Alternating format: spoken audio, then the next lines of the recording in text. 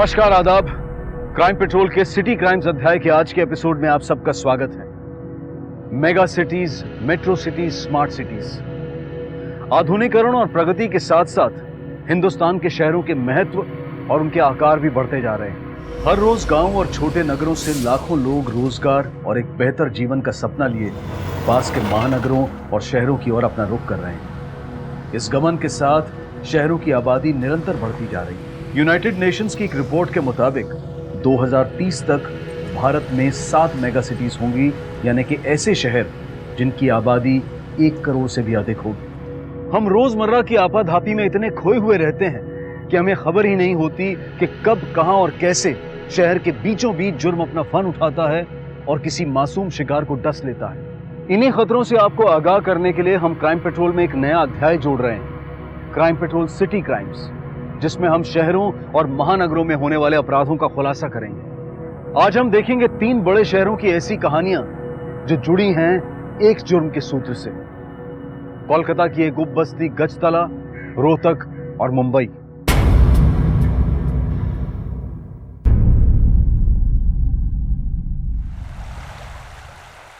चांद के पालने में रात उड़कर सो गई वो, पंछी झरने और फूलों के सपने में यूं खो गई वो, दौड़ते सपनों के पीछे इंद्रधनु पल जलती मुस्कुराती आग नीचे बनकर वर्षा उतरी नीचे।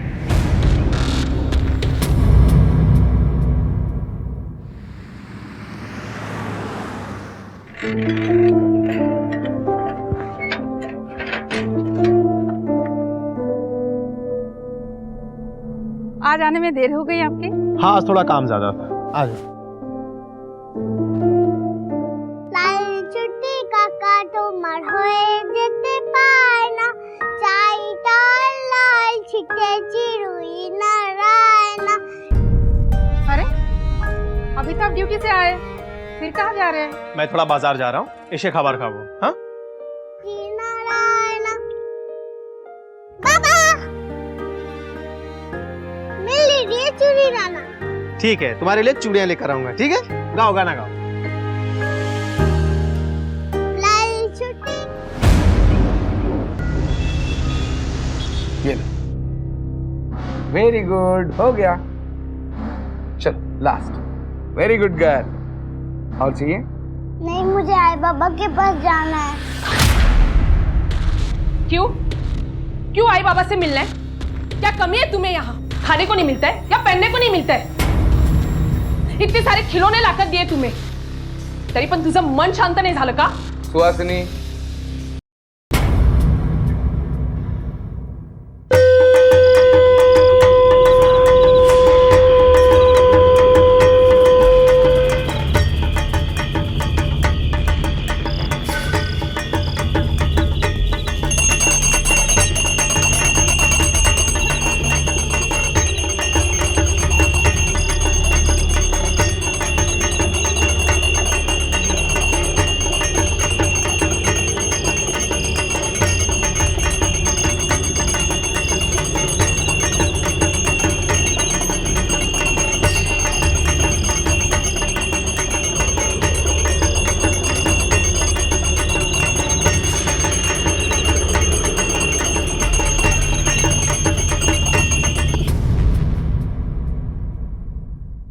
देख चारों ओर अपने, हैरान हो गई नन्ही परी, पंछी वालियाँ सब किसकी है जादू गली। मुनिया, देखो तो तुमसे मिलने कौन आया है। आ जाओ, आ जाओ।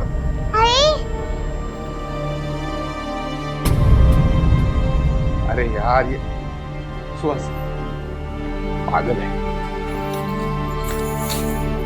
अरे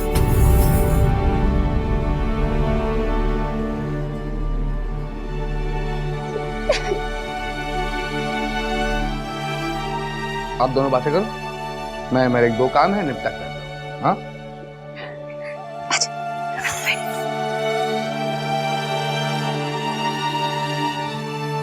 ये मैं क्या सुन रही हूँ? तू आंटी को परेशान करती है?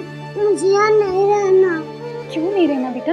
मुझे आई बाबा चाहिए। यहाँ सब कुछ तो है। अंकल आंटी तेरा कितना अच्छा ख्याल रखते हैं, कितने अच्छे खिलौने देते हैं, देख कितने अच्छे कपड़े दिए तुझे। क्या तकलीफ है तुझे यार बेटा? मुझे आई बाबा चाहिए। मेरे बच्चे, कुछ ही दिनों की बात है, घर पे सब ठीक हो जाएगा ना, तो मैं तुझे खुद यहाँ से ले जाऊँ। नहीं, मुझे अभी आना, आपके साथ में आना। चुप, एकदम चुप।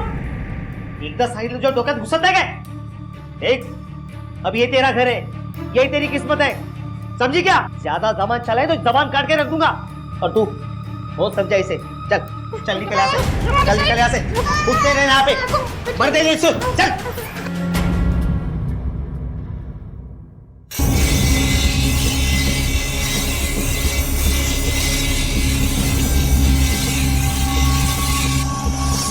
सुनो, चाकू देखो।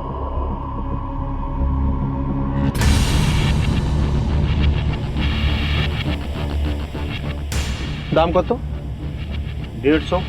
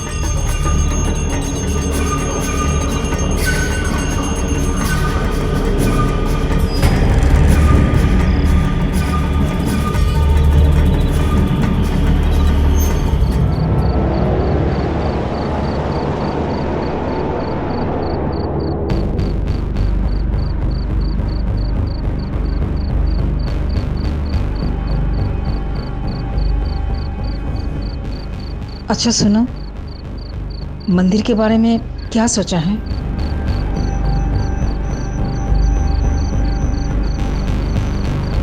सोचा है, तुम्हें चिंता करो ना, मैं कोई ना कोई उपाय करूँगा। चलो सोते हैं।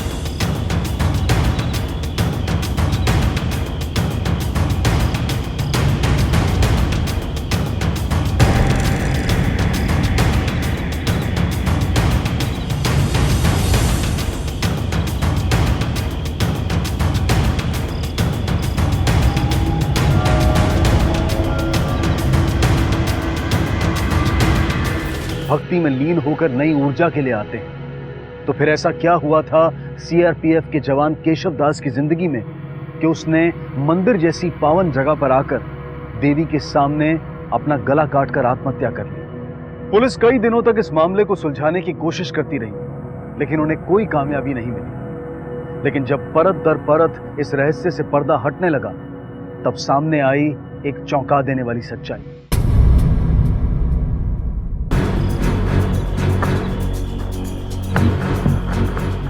आप लोग जानते थे ना?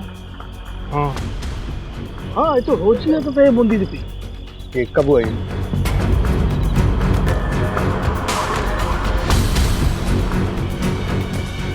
क्या हुआ? केशव! केशव!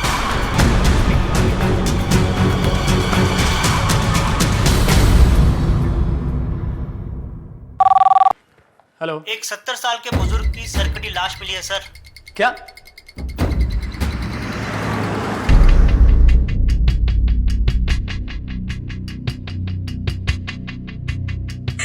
सर जी, मैं यही अपने ससुराल में रहती हूँ, सुंदर नगर में।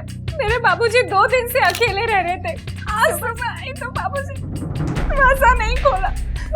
पड़ोसी की मदद से दरवाजा तोड़कर अंदर आई तो देखा। पर इतनी बेरहमी से कत्ल करके इनका सर काट कर कौन ले गया होगा? कुछ अंदाजा है किसने किया हुआ ये?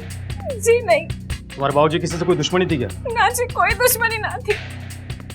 तुम तो ससुराल में रहती हो, इस घर में और कौन कौन रहता है? बाबूजी थे, अम्मा है और दर्शन है। दर्शन?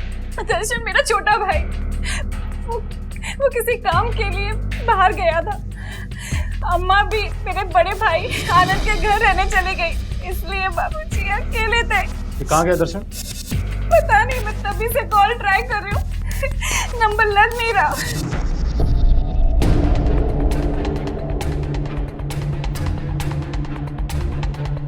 प्रेम, एक फोटो इसका भी निकाल दो। दर्शन शादीशुदा है क्या? जी। इसकी पत्नी कहाँ है? कुछ दिन पहले दोनों के बीच अनबन हो गई और वो झगड़े में मायके चली गई। कहाँ है इसका मायका?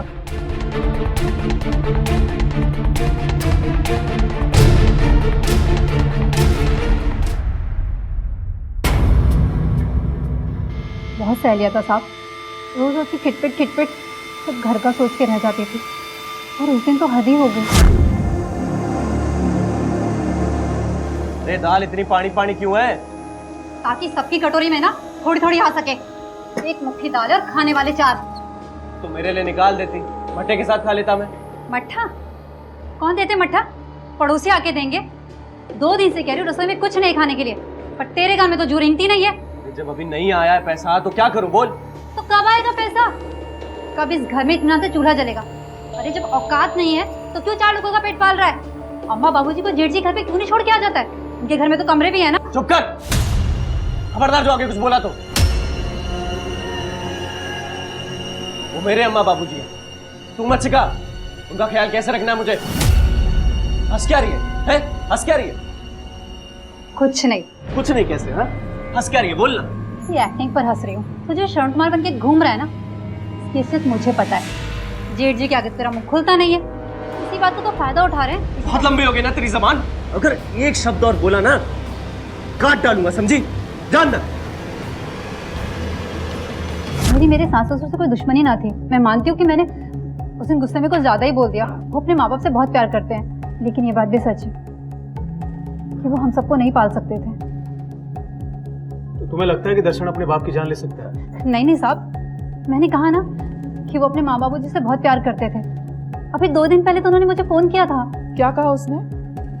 माफी मांगने के लिए कहा। उन्होंने सब कुछ ठीक कर दिया, घर दुकान सब, और सारे झंझट भी खत्म कर दिए, और जल्दी वो मुझे अपने साथ लेकर जाएंगे। अच्छा, दर्शन कहाँ गया? कुछ बता कर गया था तुम्हें? नहीं साहब, कुछ नहीं बताया।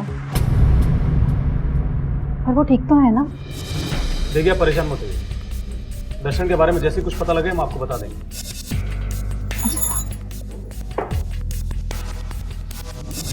दर्शन रावत मध्यम वर्गीय परिवार से था और उसके पिता योगेश रावत कमजोर, लाचार और वृद्ध व्यक्ति थे जो कभी कभी घर से बाहर निकलते थे। ऐसे व्यक्ति की किसी से क्या दुश्मनी हो सकती है और कोई उन्हें इतनी बेरहमी से क्यों मारेगा? क्या यह कत्ल दर्शन की आर्थिक स्थिति से जुड़ा था? क्या किसी लेनदार ने दर्शन को सबक सिखाने के लिए ऐसा किया था? योगेश रावत का सर कहां था? और सबसे बड़ा सवाल यह था कि दर्शन रावत इस वक्त कहां था? बेटा काम पे बाहर, माँ दूसरे बेटे के घर, और बाप घर पे बिल्कुल अकेला। लगता है किसी ने मौका साथ के कांड किया है। सही कह रही हूँ नेरा, वरना इतने बूढ़े आदमी को जो पहले से इतना लाचार हो, उसको भला कोई इतनी बेरहमी से क्यों मारेगा? और बेटी तो कह भी रही थी कि बाप का कोई दुश्मन नहीं है। लेकिन अब तो लगता है कि दुश्मन था। मेरा अभी भी 2 सवाल है हमारे पास। पहला ये कि वो कटा हुआ सर कहाँ है, और दूसरा ये कि दर्शन कहाँ है। मेरा एक काम करते हैं, दर्शन के बड़े भाई को थाने बुलाते हैं, हो सकता है उससे कुछ पता लगे। सर सब यकीन ही नहीं होता कि हमारे बाबूजी को कोई इस तरह से मार सकता है। दर्शन से आखिरी बार बात कब हुई थी तुम्हारी? साहब तभी हुई थी जब अम्मा को छोड़ने घर आया था, लेकिन बहुत परेशान लग रहा था साहब। क्यों परेशान लग रहा था? ये बताऊं भाई, दुकान बैठ गई है, नया माल बिक नहीं रहा है, पुराने माल का बकाया नहीं मिल रहा है, कर्जा नहीं चुक रहा है, लोग के फोन ये देखिए।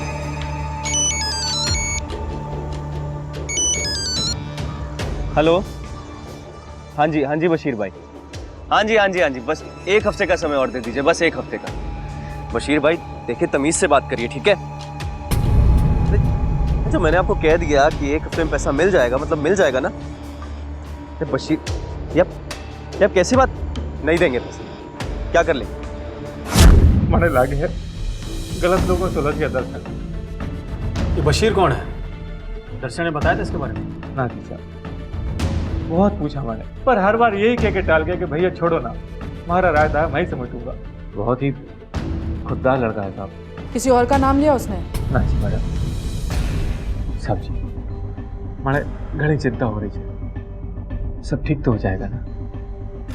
देखो आनंद, मैं झूठी तसल्ली तो नहीं दूंगा तुम्हें, लेकिन इस वक्त दर्शन को ढूंढ निकालना हमारे लिए सबसे बड़ी जिम्मेदारी है। और तुम लोगों को भी दर्शन के बारे में कोई भी जानकारी मिले तो तुरंत हमें बताना। जी साहब।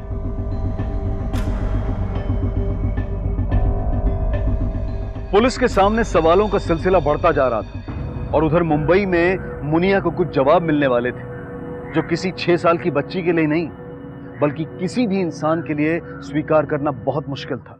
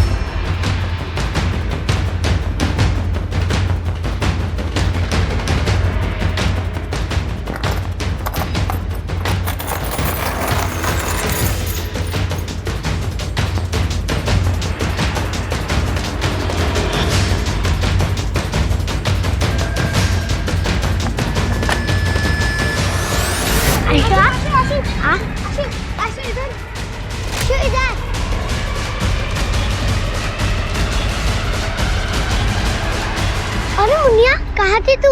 तेरे ही तो घर पे पिछले 3-4 दिनों से पता नहीं मुझे क्यों बंद के रखे। मुनिया, मुनिया, ए मुनिया, इधर आ। मुनिया, ए मुनिया इधर आ। अरे कोई पकड़ो उसे, भाग रही है।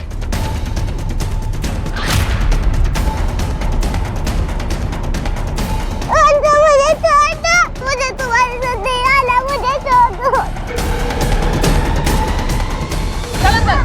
मैंने कहा था ऐसी हिम्मत आई ना मत करना, बोला था या नहीं बोला था? कौन थे ये लोग जिन्होंने मुनिया को कैद कर रखा था और उनका मकसद क्या था?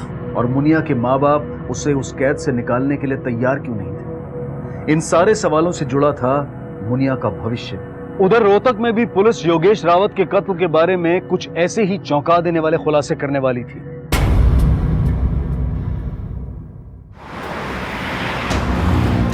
सर्वमंगल मांगल्ये शिवे सर्वार्थ साधिके शरणे त्र्यंबके गौरी नारायणी नमोस्तुते।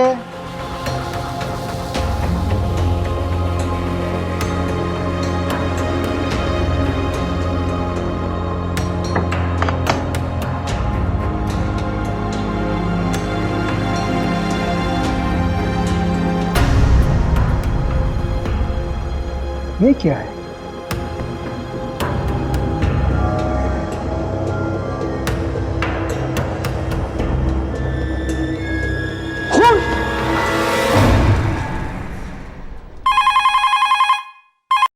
हेलो, क्या?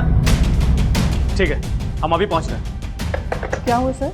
नेहरा, एक कटा हुआ सर मिला है। एक काम करो, दर्शन के बड़े भाई आनंद को फोन करो और उसे नीलम बस्ती के काली माँ के मंदिर में आने के लिए कहो। सर। चलो।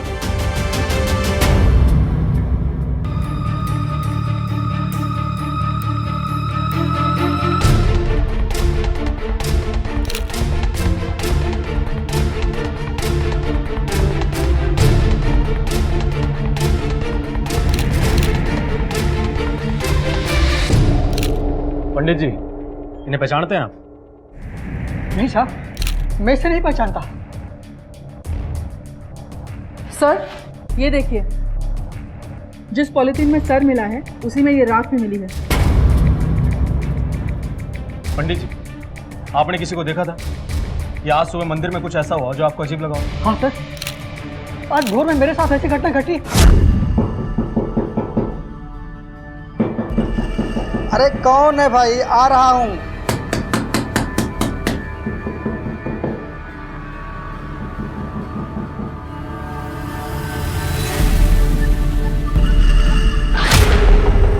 कौन हो तुम?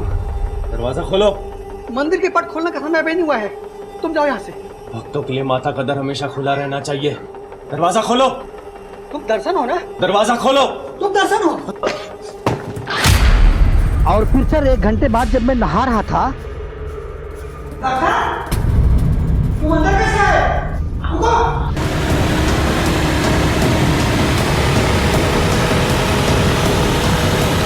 दर्शन,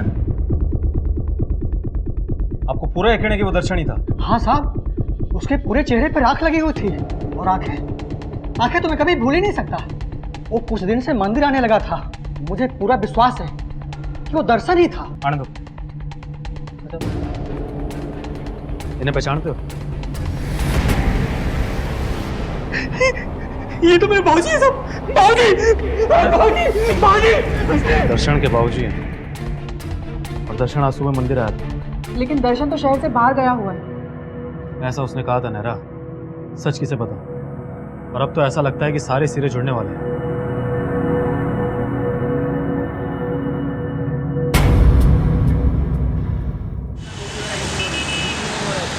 बाप रे, एक बच्ची गुस्सा हो गई।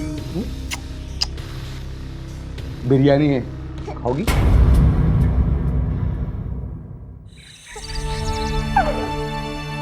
मुनिया, मुनिया, मेरी बच्ची, मेरी बच्ची, मत रो बेटा, अब यही तेरी किस्मत है। माँ मुझे नहीं मरना है। तू मरेगी नहीं बेटा, तेरा दूसरा जन्म होगा और दूसरे जन्म में ना तू बहुत बड़े घर में पैदा होगी, बहुत अमीर माँ बाप के पास। नहीं, मुझे नहीं मरना। देख तू डर मत, तो बिल्कुल डर नहीं होगा। पंडित जी है ना? अरे चुप कर, चुप कर। अरे माँ है कि डायन है तू? क्या हो गया तुमको? होश में तो हो? होश में तो अब आया हूँ। हाँ। बस बहुत हो गया, अब ये खेल मैं यही खत्म कर दूँ। हाँ, अभी खत्म करता हूँ।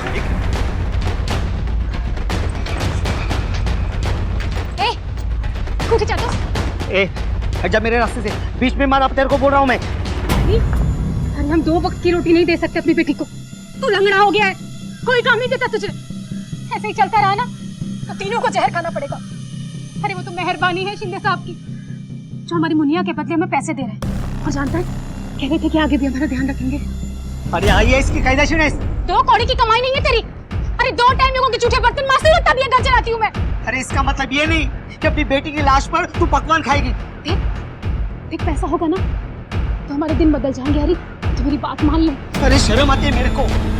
मैं तुम किसी को छोड़ूंगा नहीं, सबका फाटा फोड़ दूंगा। पूजा की तैयारी हो गई? कह रहे साहब, शांति क्या हुआ? साहब वो मेरा आदमी हरी साहब, उसका दिमाग खराब हो गया। मुझे लगता है कि वो पुलिस के पास जा रहा है। क्या?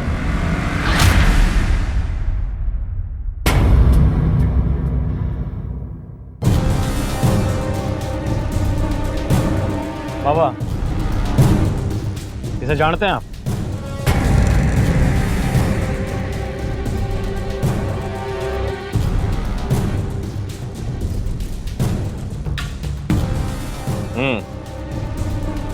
आया था 2 दिन पहले। क्या कहा तुमने उससे? हम कुछ नहीं कहते, हम किसी से कुछ नहीं कहते। जो भी कहती हैं मां कहती है।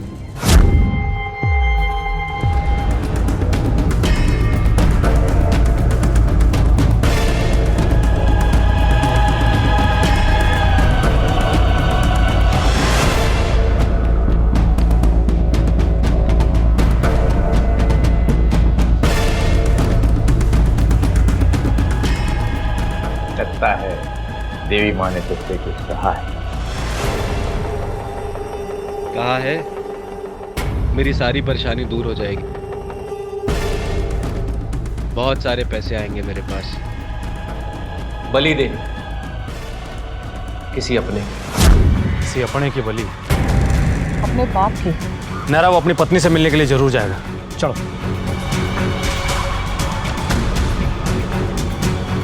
ये तो तय था कि परिस्थितियों ने दर्शन को ऐसे कगार पर लाकर खड़ा कर दिया था जहां वास्तविकता से उसका नाता छूट चुका था। बड़ी आसानी से अंधविश्वास ने दर्शन के मन में घर कर लिया था और उसे लगने लगा था कि अपने पिता की बलि देकर वो अपने परिवार की सारी खुशियां दोबारा हासिल कर सकता है। लेकिन वो कौन सा विश्वास होता है जो एक इंसान को पूरे होशो हवास में एक मासूम बच्ची की बलि चढ़ाने के लिए उकसाता है।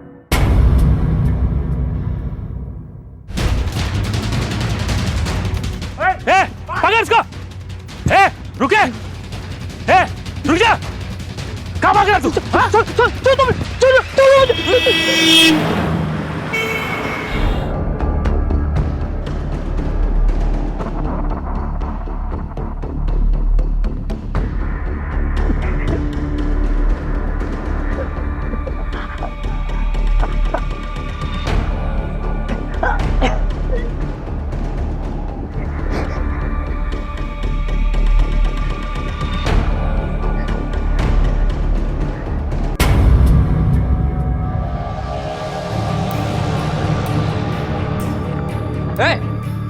सब मेरी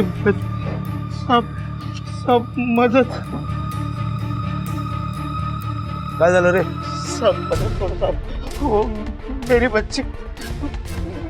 बच्ची मार देंगे सब उसको। सब मदद करो साहब। मुनिया की कहानी में पहली बार उम्मीद की किरण नजर आने लगी।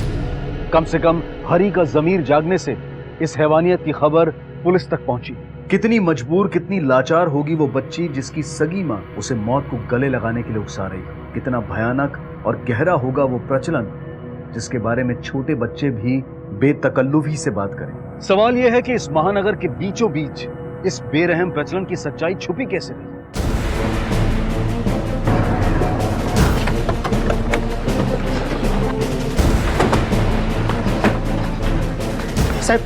साहब इकडे। 6 नहीं 5 है, 5 है। No cheating Amol, no cheating. अरे साहब क्या हुआ?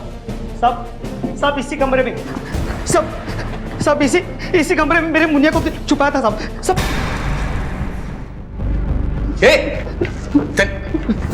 चल। साहब शायद मेरी बीबी ने बताया होगा आप आने वाले हो, हाँ इसलिए छुपा दिया उसको। 1 मिनट स्वासिन, हाँ चलो बेटा अंदर चलो।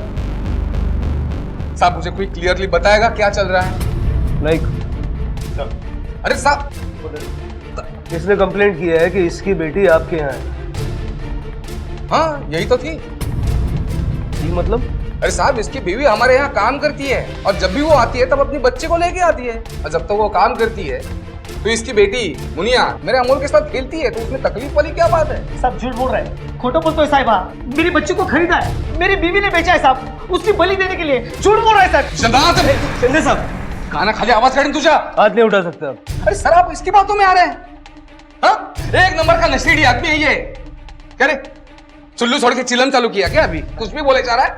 अरे साहब अपनी बीवी को भी परेशान करके रखा है, उसकी अपनी बीवी का इसके ऊपर भरोसा नहीं आ रहा। इसलिए इसलिए अपनी बच्ची को लेकर यहाँ आती है, इसके साथ नहीं रखती है वो। सब झूठ बोल रहे हैं, खोटा मत तो है। बुलाना नहीं सर पूरा घर छान मारा, लड़की कहीं नहीं है। हो गया? नहीं साहब, आप ढूंढो ना, और ढूंढिए, जहाँ कहीं भी मिले देख लो।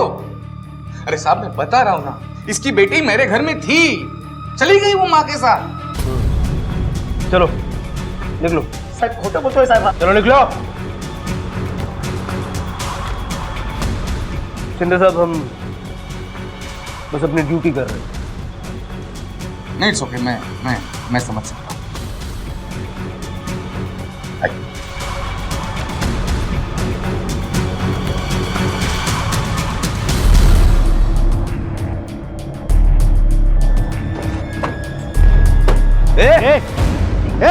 क्या पागलपन है? उठ। ये देखिए सर, नया नाटक शुरू हो गया इसका। सर ऐसे लोगों की वजह से ना ड्यूटी के टाइम वेस्ट होता है। चल उठ उठ। अरे क्या है ये? सब मेरी मुनिया को बचा लो साहब, वरना मैं अपनी जान दे दूंगा साहब। सब उस शिंदे ने मेरी बीबी को पैसे दिए और उसका मुंह बंद कर दिया साहब। सब अगर मेरी आप मदद नहीं करोगे ना तो मैं पुलिस स्टेशन के सामने पेट्रोल डाल के खुद को आग लगा दूंगा। एक लाफा दूंगा ना। पुलिस को धमकी देता है? नहीं, एक मिनट। अगर हमने यहाँ तक पड़ताल की है तो एक कदम और सही। अगर शिंदे ने इसकी बीवी को पैसे दिए होंगे तो पैसे होंगे, और अगर पैसे होंगे तो हमें दिखेंगे। चल साहब।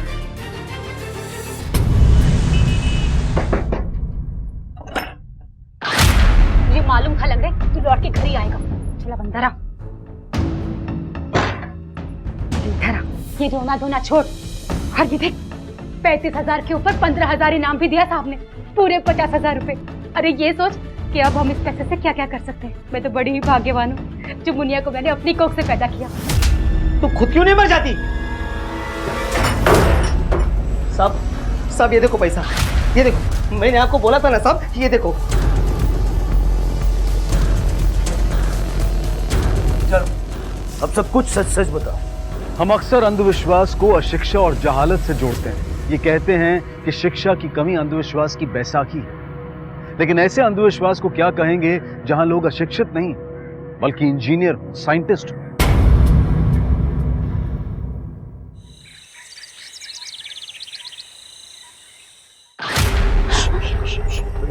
मैं हूँ तेरा दर्शन। ये क्या उल्टा बना रखा तने? वही जो तू चाहती थी। हा? बलिदान दे दिया मैंने, बलिदान दे दिया। प्रायश्चित क्या मैंने अपनी गलतियों का। हा? मैं नादान था, समझ नहीं पाया, तुझ पर हाथ उठा दिया मैंने। फिर देवी माँ ने दर्शन दिए मैंने, और बोली कि तू उसका रूप है, और मन ने उसके रूप पर हाथ उठा दिया। बहुत बड़ा पाप किया मैंने, लेकिन मन ने बलिदान दे दिया है अपने सबसे प्रिय व्यक्ति का, अपने बाबूजी का।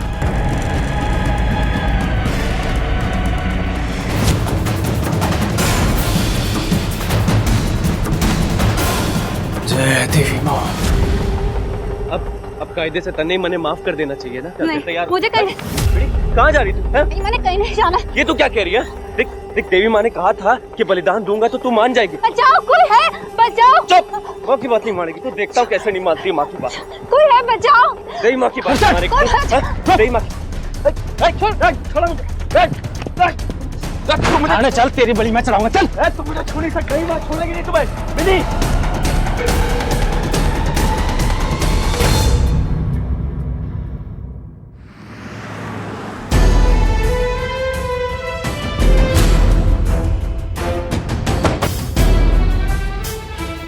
सर यहाँ तो ताला लगा हुआ,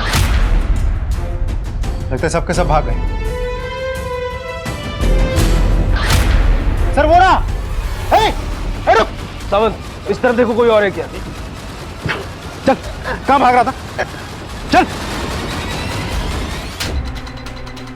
देख तू तो फंस गया। अगर इन्फॉर्मेशन नहीं देगा ना तो तू मेरे किसी काम का नहीं है। मेरे सबर का बांधना अब टूटता जा रहा है। बताता हूँ, सब बताता हूँ। अभी आधे घंटे पहले ही शिंदे साहब साइट पे गए। आप लोगों के जाने के बाद पुरोहित जी और मुनिया सुबह ही वहाँ निकल गए। अब तक तो शायद पूजा हो चुकी होगी। ये साइट कहाँ पे है?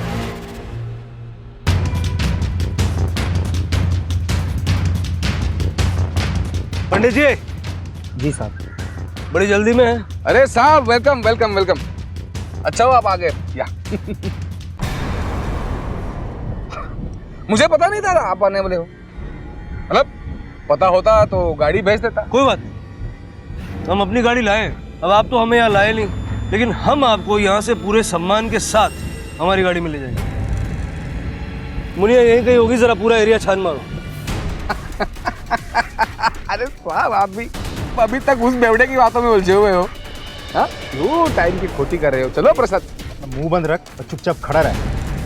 चलो पंडित जी, दिखाइए कहाँ पूजा की आपने। सर यहाँ तो कुछ भी नहीं मिला सर। लो, हो गई तसल्ली। मुझे पता नहीं चल रहा है आपकी मुझसे क्या दुश्मनी है। हाँ, उस बेवड़े के लफ्जों में आकर आप। ए सिन्ने, तू अपने आप को बहुत चालाक समझता है? हाँ? तेरी सारी सच्चाई हमारे सामने है। शांति ने हमें सब कुछ बता दिया है। मुनिया को अगर एक खरोच भी आई ना तो क्या कर लो? क्या कर लोगे? हाँ? उस 2 टके की औरत की बातों में आकर आप मुझ पर चढ़ रहे हो। देखिए साहब, शिंदे हूं मैं, शिंदे। हल्का मत समझना मुझको। हाँ भाई, भारी तो तू है, लेकिन भारी बेवकूफ। शिंदे साहब, कंस्ट्रक्शन मजबूत नींव पर टिकी होती है, मासूम बच्चों के लाशों पर नहीं। बात साहब, उधर कुछ मिला है। चल इधर आइए, ये देखिए सर, यहाँ पूजा की गई है। सावंत सर, खुद दो। रुक, भगवान की पूजा है, उधर चलेगा? इंस्पेक्टर साहब, भगवान की पूजा को हाथ भी लगाना तो खून खराबा कर दूंगा मैं इधर। ए सावंत, चल चल चल, बोलो।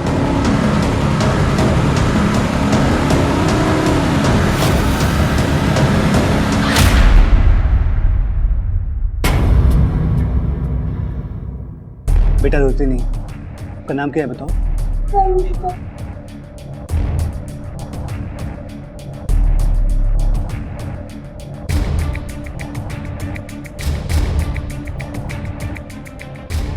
जी बताइए, आप अपना बयान देना चाहती थी। उन्होंने आत्महत्या नहीं किया। तो फिर? उन्होंने आत्म बलिदान दिया है। क्या मतलब? उन्होंने मन्नत मांग कर रखी थी, 30 तारीख को एक बकरा बलिदान देना था, पर बकरे खरीदने के लिए उनके पास पैसे नहीं थे। अब बलिदान था बकरा, कर्जा लेकर तो नहीं खरीदा जा सकता ना, और माँ को भी भूखा नहीं रख सकते, इसलिए उन्होंने माँ को दिया हुआ वचन पूरा किया। इसलिए उन्होंने आत्म बलिदान दे दिया।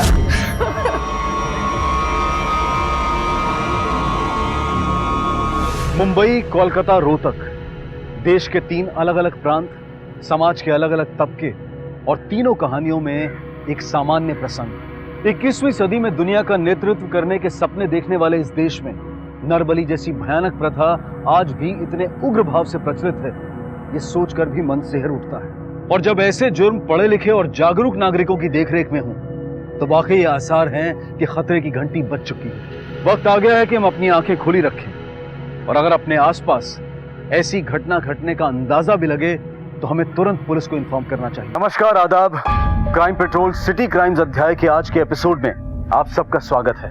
महानगर जहां सुख सुविधाओं के साधन हैं, तो वहीं भाग दौड़ और एक दूसरे से आगे बढ़ने की होड़ के कारण भी है। इसी रस्साकशी में इंसान अपने पड़ोसियों से, दोस्तों से, यहाँ तक कि अपने रिश्तेदारों से भी दूर होते दिखाई दे रहा है। और हमारा आज का ये केस भी इसी तरफ एक इशारा है।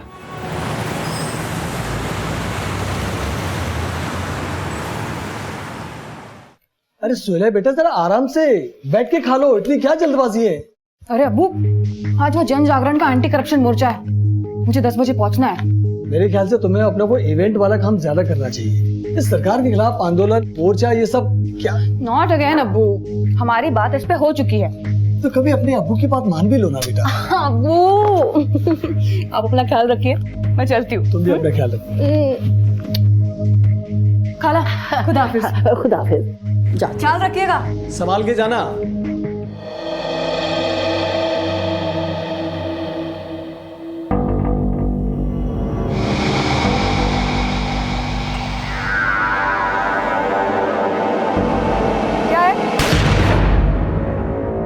हिंसा मनुष्य का नैसर्गिक यानी कि नेचुरल गुण नहीं है।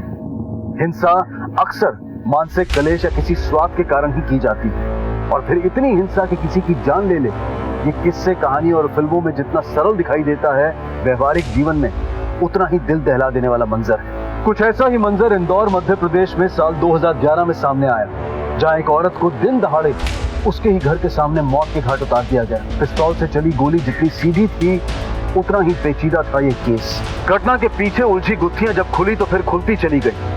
आपसी रंजिश, ईर्ष्या और नफरत का जो घिनौना दृश्य सामने आया, उससे सिर्फ इंदौर वासी नहीं बल्कि पूरा देश सख्ते में आ गया।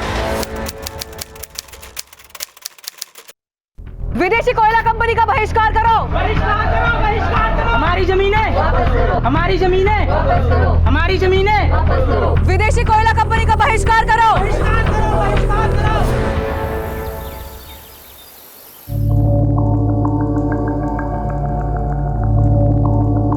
कितना तड़पाते हो तुम मुझे, जानते हो? तुम्हारे बिना मेरा वक्त कैसे गुजरता है। आई लव यू जान।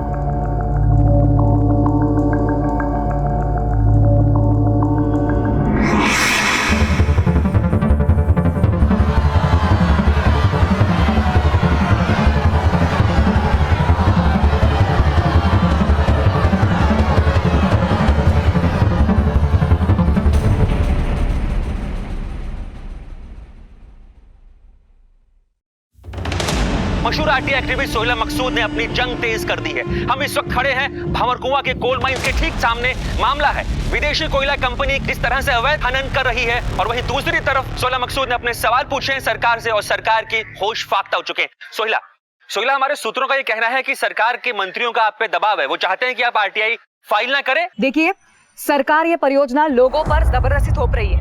हमारा अनुमान है कि इस प्रोजेक्ट से इस इलाके के पर्यावरण को जबरदस्त नुकसान होने जा रहा है। हम ये परियोजना यहाँ नहीं होने देंगे। क्या हम होने देंगे? नहीं होने देंगे। ये जंग तो चलती रहेगी जब तक सरकार नींद से जाग नहीं जाती है।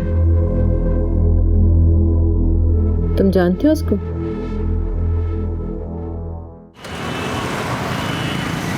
देखिए, सोहेला मकसूद का दावा बिल्कुल बेबुनियाद है और ये एक महज एक पब्लिसिटी स्टंट है। इनको जो करना है करने दीजिए। अस्सलाम वालेकुम अब्बू। वालेकुम अस्सलाम बेटा। सरकार को लगता है कि ये सब पब्लिसिटी स्टंट है। फिर भी सोहेला, तुम्हें संभल के काम करना होगा। तुम्हारा ये आंदोलन कुछ लोगों की आंखों की किरकिरी बनता जा रहा है। कोई नई बात नहीं है अब्बू। याद है ना आपको वो सिकंदरपुर में किसानों के जमीनों का मसला, फिर शंभूगंज में दलितों के जमीनों का कब्जा, फिर ये जंगलों को काट काट कर इंडस्ट्रीज बनाना। अब तो मैं ऊब गई हूँ इनकी धमकियों से। बेटा, फिर भी होशियार रहना काम करते समय। खाला, कहाँ हो आप? यहाँ है खाला। मैंने अपनी बच्ची के लिए गर्मा गर्म बिरयानी बनाई है। जल्दी से हाथ मुंह धो लो और खा लो।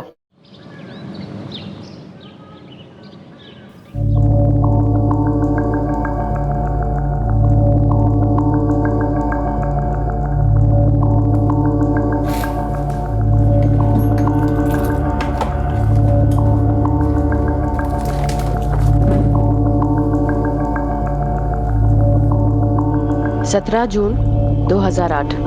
बकाया तो खूब चुकाया आज। उनके साथ समय को तो जैसे पर लग जाते हैं। मन करता है हर पल उनकी बाहों में रहूं। बीबी हो? तमीज नहीं है? नॉक करके नहीं आ सकता था? सॉरी मैडम, मैंने भेजा था। वो अकीब आया है इकबाल को लेकर। चलो।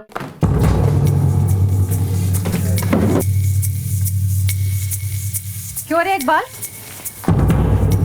पैसे तेरे बाप के हैं जो तू लेके बैठा हुआ है? पूरे इंदौर की खाक छानी है बीबी जी, तब जाके मिला है कमीना। वहीदा बीबी जी, अभी तो मेरे पास पैसे नहीं है। मेरे तो खाने की भी मोहताजी चल रही है। कहाँ से मैं आपके 30,000 रुपए चुकाऊं? थोड़ा वक्त मुझे दे दीजिए। ये मोटरसाइकिल इसकी है? हाँ। रख ले। अरे बीबी जी, नहीं नहीं, ऐसा मत करो बीबी जी। पैसे चुका और मोटरसाइकिल ले जा। चलो मुंह काला कर यहाँ। अरे नहीं नहीं बीबी जी, एक मौका दे दी। अल्लाह के वास्ते मुझ पे रहम कीजिए प्लीज, मेरी मेहरबानी कीजिए। धक्के मार के निकाल इसको यहाँ से। चल बीबी जी, चल बे। सारा मूड खराब कर दिया। जाके देखो पैर स्कूल से आई या नहीं। जी।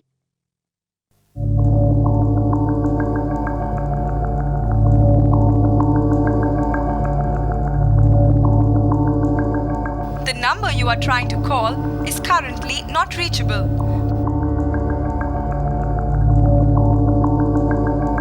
कॉफी पियोगे?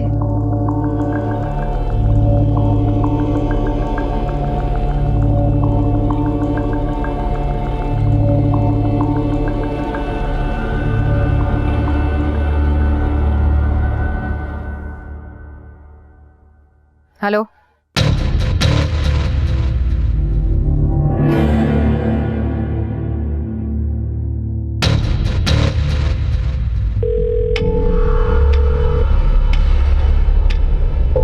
फोन क्यों नहीं उठा रहे?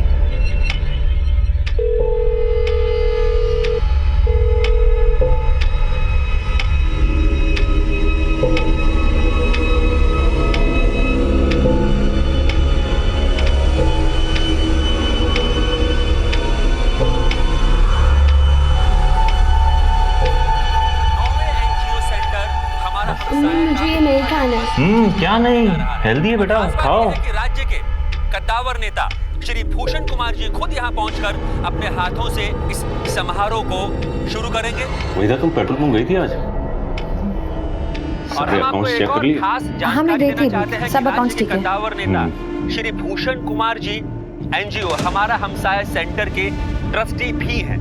सोहेला मकसूद इसकी मैनेजिंग डायरेक्टर है। कन्या साक्षरता के क्षेत्र में हमारा हमसाया का ये 10वां सेंटर है।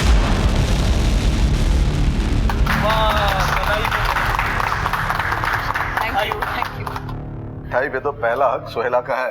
लो। बहुत ही बढ़िया काम कर रही है सोही। सोही तो यहाँ थे जनाब, और मुझे कह रहे थे मैं जानता नहीं। क्या हुआ वहीदा? वो गलती से हाथ से छूट गया चम्मच। कोई बात नहीं, रफीक साफ कर देगा। रफीक, आओ भाई, टेबल साफ कर दो।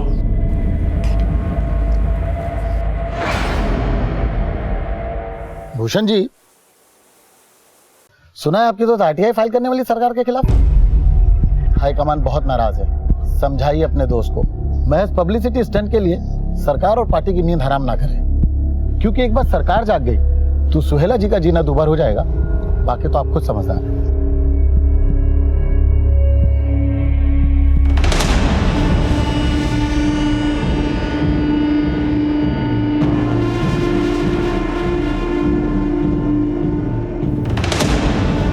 अरे मैडम रुकिए ना, अभी मैडम अंदर मीटिंग चल रही है। मैडम रुकिए थोड़ा, एक मिनट। मैडम रुकिए। अरे वहीदा, आओ आओ। सोहेला, ये कर लो काम तुम। ये आरटीआई वाला मुद्दा जो है ना, इस पे गौर करना।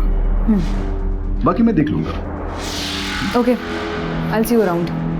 मैं सोच के बताती हूँ। वैसे मैं पीछे हटने वाली नहीं हूँ। Excuse me.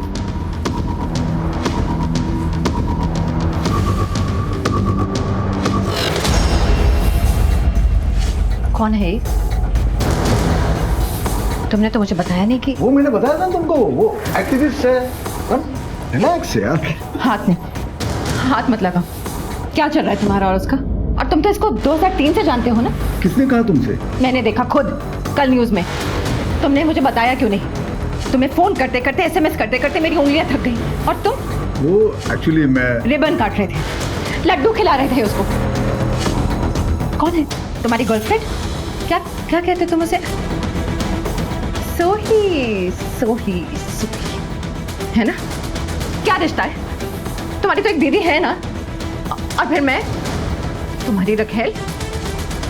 फिर इससे क्या रिश्ता है? कौन है ये तुम्हारी? तुम खाओगा। मेरा पेशा ऐसा है। क्या पेशा है तुम्हारा? औरतबाजी करना। देखो भूषण, मेरे साथ ऐसा मत करो, मैं मर जाऊंगी तुम्हारे बिना। कम ऑन यार वहीदा, कैसे बच्चों जैसी बातें कर रही हो तुम? मुझ पर विश्वास रखो ना। सुनो, कल की कॉफी बाकी है ना, आज पूरी कर लेते हैं। नहीं, तुम मुझसे फिर नहीं मिलोगे। तुम्हारी कसम। अब मैं चलती हूँ।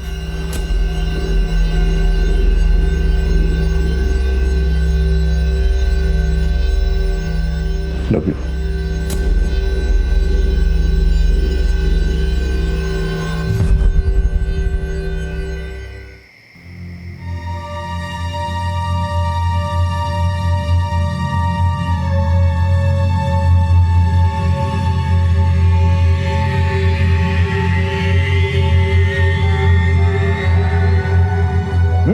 दो अरे आपने तो अंडा करी ट्राई नहीं किया खाला के हाथ का। लीजिए। वही पिछले 5 सालों में सब कुछ ट्राई कर चुका हूँ मैं, अंडा करी, पुलाव, कुरमा, बिरयानी, सब कुछ। And I think she is the best. ये जो आरटीआई का जो मसला है, आपका क्या मशवरा है इस सिलसिले में? आरटीआई थोड़ा प्रॉब्लमेटिक है, सो मैं तो कहूंगा कि थोड़े दिन रुक जाओ। क्या है कि अभी के गवर्नमेंट के लिए बहुत बड़ा प्रोजेक्ट है और मैं भी तो गवर्नमेंट का हिस्सा हूँ, तो यू नो मेरे लिए तो सांप छछूंदर वाली सिचुएशन हो जाएगी। तो आप क्या है, सांप या छछूंदर?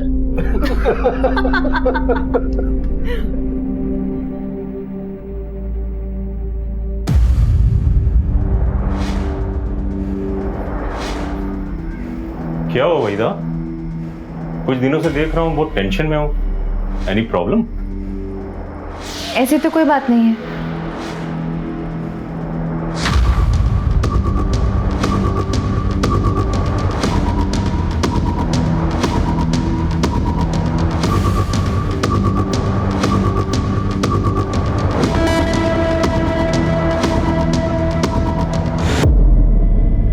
कहाँ हो?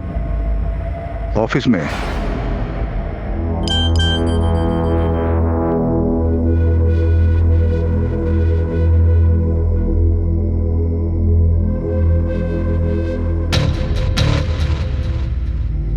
हेलो। सुनो।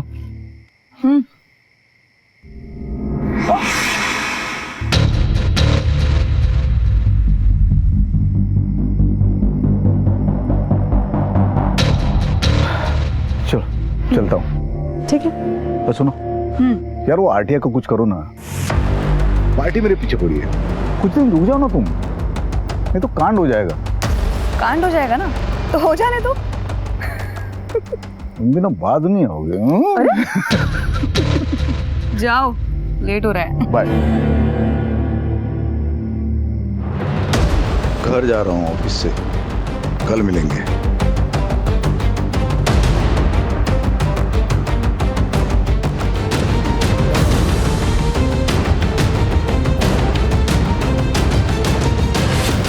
राजनेता भूषण कुमार की रंगीन तबीयत 2 औरतों की जिंदगी के साथ खेल रही थी। वहीदा को सोहेला का यूं भूषण से मिलना जच नहीं रहा था। हालांकि सोहेला और भूषण की दोस्ती खासी पुरानी थी, लेकिन नया प्यार पुराने की शक्ल से तो क्या, सोच से भी परहेज करता है। और इन सब के दरमियान एक सामाजिक राजनीतिक मामला भी उबाल खा रहा था। सोहेला भूषण की दोस्त थी, लेकिन जगतपुरी कॉपर माइंस और ऐसे ही कई मामलों में वो सरकार के खिलाफ थी। वो सरकार जिसमें भूषण मंत्री थे। जिंदगी जितनी सरल और नीतिगत हो, उसे चलाना उतना ही आसान होता है। उलझनों से भरी हुई जिंदगी एक टाइम बॉम्ब की तरह फटने के इंतजार में होती है।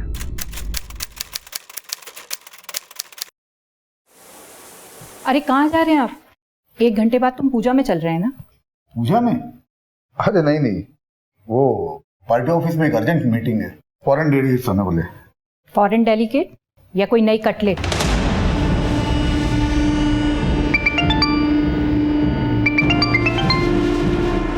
उस सोशल एक्टिविस्ट से तुम्हारा मन भर गया है या कोई नई मिल गई है, जिससे रात रात भर तुम फोन पर मैसेज से बातें करते हो?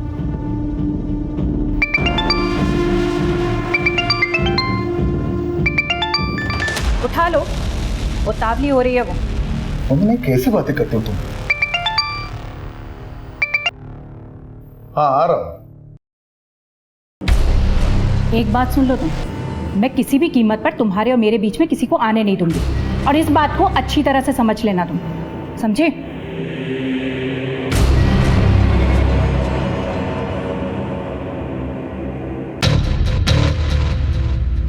देखिए मिश्रा जी, आरटीआई के कागजात तैयार हो गए हैं। मैं 1-2 लॉयर्स को भी कंसल्ट कर रही हूँ और मंडे तक फाइल रेडी हो जाएगी। फिर वो सरकार जाने और ये फिरंगी कंपनी।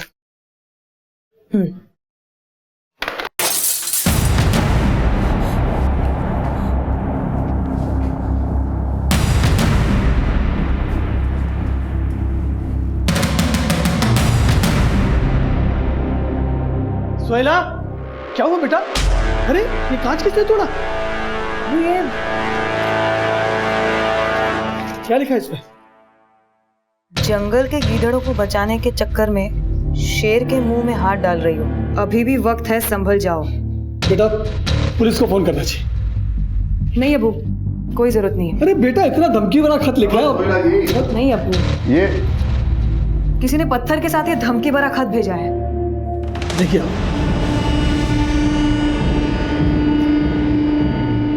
पुलिस को इन्फॉर्म किया? नहीं, पुलिस की कोई जरूरत नहीं। मैं भी यही कह रहा हूँ, लेकिन ये मानते नहीं। भूषण जी आप ही समझाइए, मेरी तो एक नहीं सुनती है। वैसे आप यहाँ कैसे? अरे हाँ, वो मैं बताना भूल गया था। हम दिल्ली जा रहे 3 दिन के लिए। वो पर्यावरण और संस्कृति का सालाना कॉन्फ्रेंस है। रूम बुक कर लिया मैंने। रूम 1 या 2?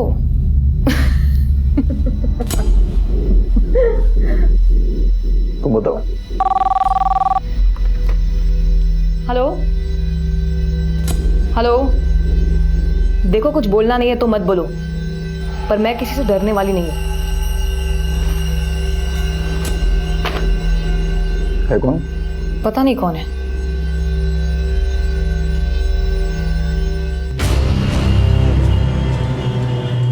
अस्सलाम वालेकुम भाईजान। भाईजान वो बहन की शादी फिक्स कर रहा हूँ। हफ्ते 10 दिन में पैसों का इंतजाम नहीं हुआ तो परेशानी आ जानी है। एक काम है, पर थोड़ा टेढ़ा है, करेगा? हाँ ठीक है भाईजान, हमने कौन सा सीधे काम किया अभी तक। तो वैसे पैसे तो हाथों हाथ मिल जाएंगे ना? मिलेगा, आया तुरंत लखनऊ से तू। इंदौर में मन भर गया तुम्हारा तो दिल्ली की टिकटें करवा ली। हाँ कॉन्फ्रेंस है वहां पर। किसे बेवकूफ बना रहे हो? इस फ्लाइट की टिकट पर साफ साफ नाम लिखा हुआ है उसका, सोहिला मकसूद का। उसके साथ जा रहे हो ना तुम? हाँ तो कॉन्फ्रेंस है, काम से जा रहा हूं। वंदना तुम्हें तो हर बात में शक होने लगा है। शक? मैं अच्छी तरह से जानती हूँ कि शक का इलाज मुझे कैसे करना है।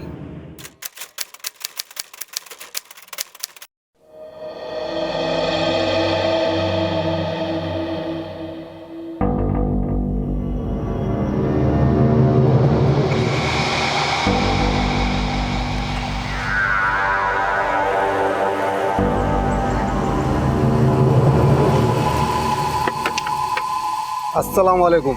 वालेकुम अस्सलाम भाईजान। तो तैयार हो?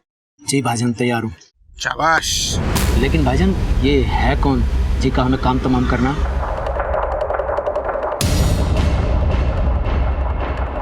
हाँ अकरम बात कर रहा हूँ। ये एजाज आया है, पूछ रहा है किसको मारना है। लो बात करो।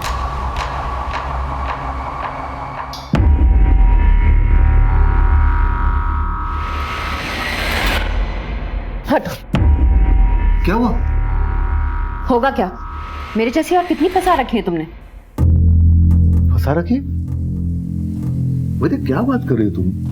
एक भी नहीं। अच्छा, और वो सोहिला मकसूद उसी के साथ थे ना कल? देखो वैदा तुम गलत समझ रही हो। वो बस साथ में काम करती है। एक बार मेरी आंखों में देखकर बोलो, कुछ नहीं है वो तुम्हारी। वैदा एक समय था कुछ, पर अब नहीं है। एक बात समझ लो, तुम सिर्फ मेरे हो और मैं तुम्हें किसी के साथ बांट नहीं सकती। तुम्हारी बीवी है, बच्चा है, सब बर्दाश्त है मुझको, उसके आगे कोई नहीं।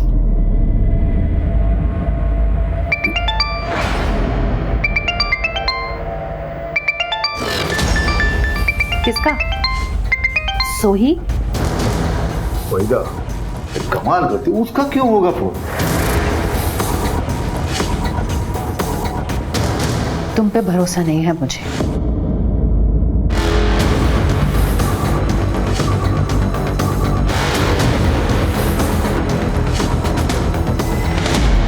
भूषण कुमार नफरत और रंजिश की एक ऐसी आंधी को सींच रहा था जो शायद उसकी जिंदगी को तबाह कर सकती थी। वहीदा का सोहेला के प्रति शक और आक्रोश उसे पागलपन की हद तक ले जा रहा था। अब वो कदम कदम पर सोहेला और भूषण पर नजर रखने लगी थी, और वहीं दूसरी तरफ अपने पति की आदतों से वाकिफ भूषण की पत्नी वंदना अपनी बर्दाश्त की हद पर खड़ी थी। भावनाओं के आवेश में इंसान अपना आपा खो बैठता है, और अपराध भी इसी मानसिकता में होता है, और शायद यही हो रहा था। कहीं किसी ने अपराध की कमान खींच ली थी और क्रोध के तरकश से इंतकाम का एक तीर चल पड़ा था।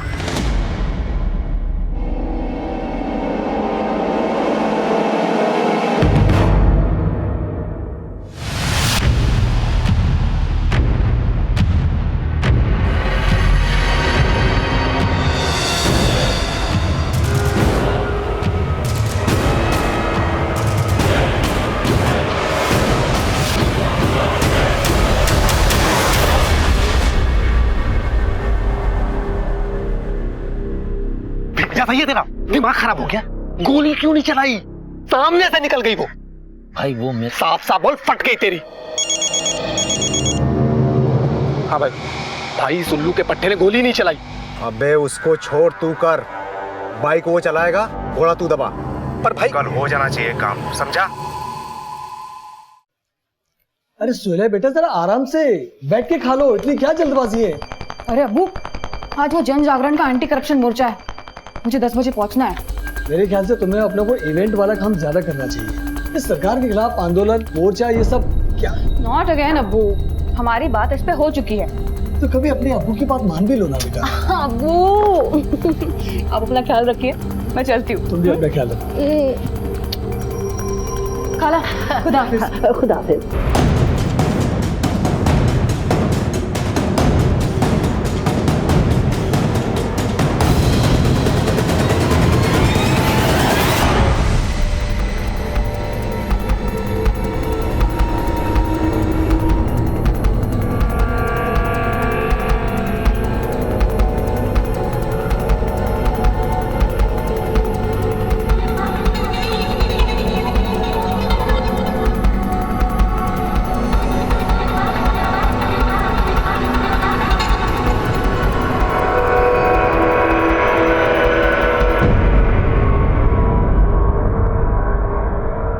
क्या है?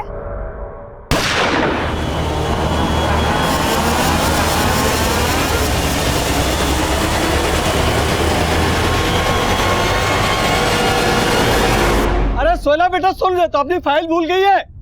सोहेला, या अल्लाह, ये तो यहीं खड़ी हुई है। सोहेला बेटा, आपकी ये फाइल। सर ये देखिए, यहाँ पे वार किया गया।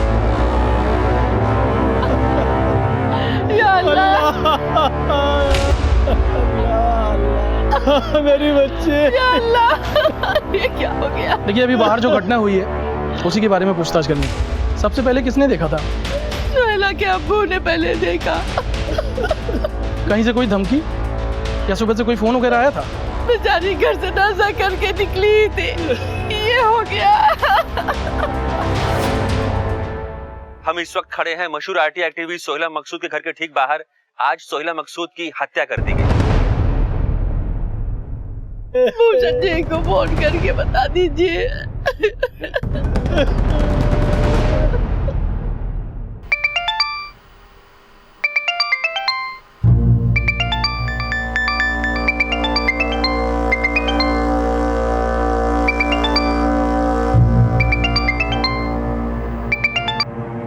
हेलो भूषण जी। मंत्री जी अभी पूजा में। अरे मेरी सोहेला को किसी ने मार दिया। मैं इतना कर दूंगा, वो कॉल कर लेंगे आपको। एक गाड़ी खड़ी है सोहेला की। सोहेला सुबह तड़के 9 बजे घर से निकलती है, दफ्तर के लिए इस गाड़ी में बैठती है। ये गाड़ी सोहेला की है। ड्राइविंग सीट पर सोहेला बैठी, गाड़ी की चाबी लगाई और चंद मिनटों में बाइक सवार युवक आते हैं और सोहेला को पॉइंट ब्लैंक रेंज से मारकर फरार हो जाते हैं। सरकार और सरकार के बाहर तमाम लोगों के खिलाफ सोहेला मकसूद ने आरटीआई के तहत कई मैयत पे नहीं जाओगे उसकी? जानी मानी आरटीआई एक्टिविस्ट थी, कई मामलों पर सरकार को घेर रही थी और यह अनुमान लगाना गलत नहीं होगा कि उनके दुश्मन कई थे सरकार में, सरकार से बाहर, और उनमें से ही किसी ने सोहेला की हत्या करवाई हो सकती है। जिसने भी किया है ना, सही किया है। जैसी करनी वैसी भरनी। सोहेला की जिंदगी के इर्द गिर्द नाचता बवंडर आखिरकार उसे ले डूबा। ये कहना मुश्किल था कि मौत किसकी हुई थी। समाज सेविका, RTI activist, event management company की मालकिन सोहेला मकसूद की, या फिर भूषण कुमार की पुरानी दोस्त और माशूका सोही की। फिलहाल पुलिस के लिए केस सुलझाना मुश्किल हो रहा था। लाश थी लेकिन हथियार गायब था। मोटिव कई थे लेकिन किसी का सुराग नहीं था। पुलिस ने शुरू में आसान रास्ता चुना और शुरुआती तहकीकात के आधार पर हत्या से इनकार कर दिया। वैसे तो तहकीकात अब भी चल रही है, पर हमारी प्राइमरी इन्वेस्टिगेशन से ये मसला एक सुसाइड का लग रहा है। पर सर अब तक आपको हथियार भी नहीं मिला है, तो फिर आप कैसे कह सकते हैं कि एक सुसाइड है? हमारी जानकारी के मुताबिक सोहेला जी काफी परेशान चल रही थी और उनकी संस्था हमारी हमसाया पर काफी बड़े कर्ज थे। हो सकता है उन्होंने इस वजह से सुसाइड कर लिया हो। और वैसे भी इस केस में अभी कुछ साफ कह पाना थोड़ी जल्दबाजी होगी। Thank you. तो ये थे मेरे साथ भंवरकुआ के इंस्पेक्टर अजय, जो सिर्फ अनुमान लगा रहे हैं। पुलिस की पूरी तहकीकात से इस मामले में जबरदस्त लापरवाही दिखाई दे रही है। ऐसा लगता है कि पुलिस किसी दबाव में काम कर रही है और इस पूरे हत्याकांड को, दिन दहाड़े हुई इस हत्या को ठंडे बस्ते में डाल रही है। नामी सोशल एक्टिविस्ट सोहेला मकसूद की मौत को लेकर पुलिस तहकीकात से जन आक्रोश सिर्फ प्रदेश में नहीं बल्कि पूरे देश में बढ़ रहा था। सोहेला कुछ संवेदनशील मामलों को लेकर एडमिनिस्ट्रेशन और सरकार के खिलाफ थी और कुछ लोगों को उसके नजरिए से आपत्ति थी। ऐसे में सोहेला की मौत को महज आत्महत्या करार देना, और वो भी तब जब आत्महत्या की कोई ठोस वजह और हथियार सामने ना हो, ये लोगों को बर्दाश्त नहीं हो रहा था। आखिरकार इस मामले को सीबीआई को सौंप दिया गया और सीबीआई ने इस मामले की नए सिरे से दोबारा जांच पड़ताल शुरू की। सर सोहेला मकसूद केस की बैलिस्टिक रिपोर्ट।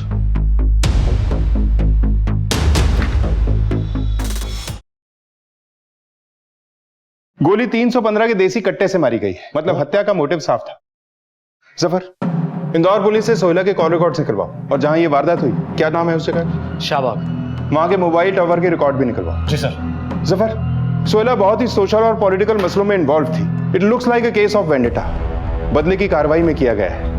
आखिर सोहेला की वजह से किसको बड़ा नुकसान हो रहा था? सर, सोहेला मकसूद के कॉल रिकॉर्ड। सर, इन कॉल रिकॉर्ड के हिसाब से उस रोज सुबह भूषण कुमार ने फोन किया था सोहेला को। भूषण कुमार? ये तो राज्य के मंत्री है सर। सर, सोहेला और भूषण कुमार की बहुत पुरानी दोस्ती है। सर, सोहेला का जो एनजीओ हमसाया, उसके फाउंडर मेंबर भी हैं। लेकिन ये तो गवर्नमेंट में है। जी सर। और सोहेला ने हाल ही में गवर्नमेंट के खिलाफ आरटीआई फाइल की थी। सर, सोहेला जिस रोज सुबह मोर्चे के लिए जा रही थी, वो भी गवर्नमेंट के खिलाफ ही था। सर, सोहेला के 6 महीने के कॉल रिकॉर्ड्स को देखकर तो ऐसा लगता है कि भूषण कुमार में और सोहेला में दोस्ती नहीं, दोस्ती से कुछ बढ़कर ही चल रहा था। चलो, ये दोस्ती का नकाब उलटते हैं। सर, आइए, बैठिए। निगम जी, सर, इनके लिए कुछ चाय कॉफी देखो। सर बोलिए। No thanks sir. तो आपका कहना है कि आपके फैमिली रिलेशन से सोहेला मकसूद के साथ? यूं कहिए कि मैं मेंटर था उसका। बहुत ही नेक दिल और जुझारू एक्टिविस्ट थी सोहेला मकसूद। पर वो आपके आपकी सरकार के खिलाफ थी। वो एक अलग मसला है। देखिए, प्रजातंत्र में विचारों की लड़ाई होती है। मतलब लड़ाई थी? आप मेरे मुंह में शब्द डाल रहे हो। मंत्री जी, अच्छा, जिस वक्त ये हत्या हुई थी, मतलब जिस दिन ये घटना हुई थी, उस वक्त आप कहाँ थे? उस वक्त मैं कैबिनेट मीटिंग में था। राइट निगम जी? जी कैबिनेट मीटिंग में थे। फिलहाल तो एक्सक्यूज मी, मुझे एक जरूरी मीटिंग के लिए जाना है सचिवालय में। आपको अगर कोई भी पूछताछ करनी हो तो आप बेझिझक आ सकते हो। निगम जी? जी सर। इनकी चाय कॉफी का बंदोबस्त। जी सर, बोला सर। सर, वो इस बार हम नहीं, ये आएगा हमारे ऑफिस में। ये आदमी जरूर कुछ छुपा रहा है, या तो डायरेक्टली इन्वॉल्व है या छुपा हुआ खिलाड़ी है।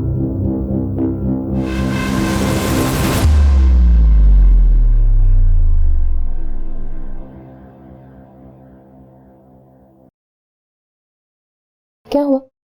इतने ठंडे क्यों? काम का प्रेशर है। शाम को 6 बजे मीटिंग है। चले जाना। 6 बजने में अभी 6 घंटे बाकी हैं।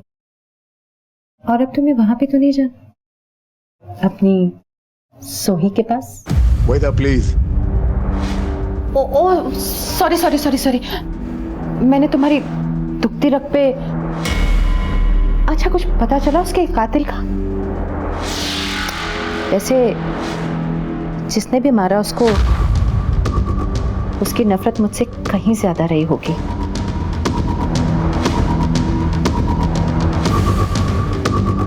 लेकिन तुम क्यों मूड खराब करते हो? मैं हूं ना, आओ तुम्हारा मूड ठीक करते। नहीं सर, मंत्री जी मेरी बेटी सोहेला से नफरत कर ही नहीं सकते, और दोनों ने एक साथ मिलकर समाज सेवा का बहुत सारा काम किया है सर। बल्कि हम साया भी मंदिर जी की सरपरस्ती में खुला है। सोहेला उन्हें बहुत मानती थी, बहुत अदब करती थी उनका। सिर्फ अदब या और कुछ? आलम साहब, हमारा काम है शक करना। पर मुझे भूषण जी पे कोई शक नहीं है। हाँ, एक बार धमकी भरा पर्चा जरूर कोई फेंक गया था। क्या लिखा था उस पर्चे में? जान से मार देंगे। आरटीआई का मसला था और किसी नेता का भी फोन आया था लैंडलाइन पर। एक बार मैंने ही सोहेला को दिया था। क्या नाम था नेता का? कोई विक्रांत आनंद थे। तुम्हारे खिलाफ आरटीआई फाइल की थी सोहेला ने। तो चेतावनी दी थी आपने उसको? चेतावनी? कैसी चेतावनी? तुम्हारे बड़े बड़े प्रोजेक्ट्स को नुकसान पहुंचाया था उसने। बड़े बड़े प्रोजेक्ट ये लोग समाज सेवा के नाम पे रुकवा देते हैं। कितना नुकसान करते हैं समाज का। तो ऐसे लोगों को मर जाना चाहिए, नहीं? मैंने मरवाया उसको? ये आप बोल रहे हैं, मैं नहीं। गौर साहब, आप अपना और मेरा दोनों का कीमती वक्त बर्बाद कर रहे हैं। चलता हूं मैं। जय हिंद।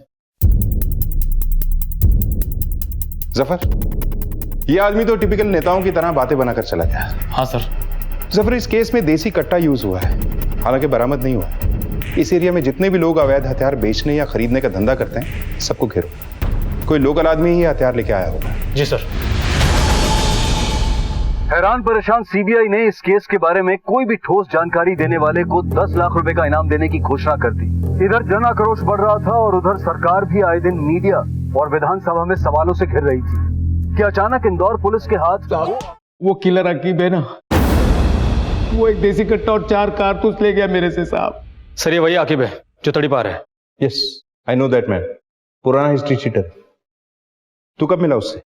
अकीब का फोन आया था मेरे को, बोला एक देसी चाहिए साहब। 25,000 में सौदा तय हुआ था, वो आके ले गया साहब।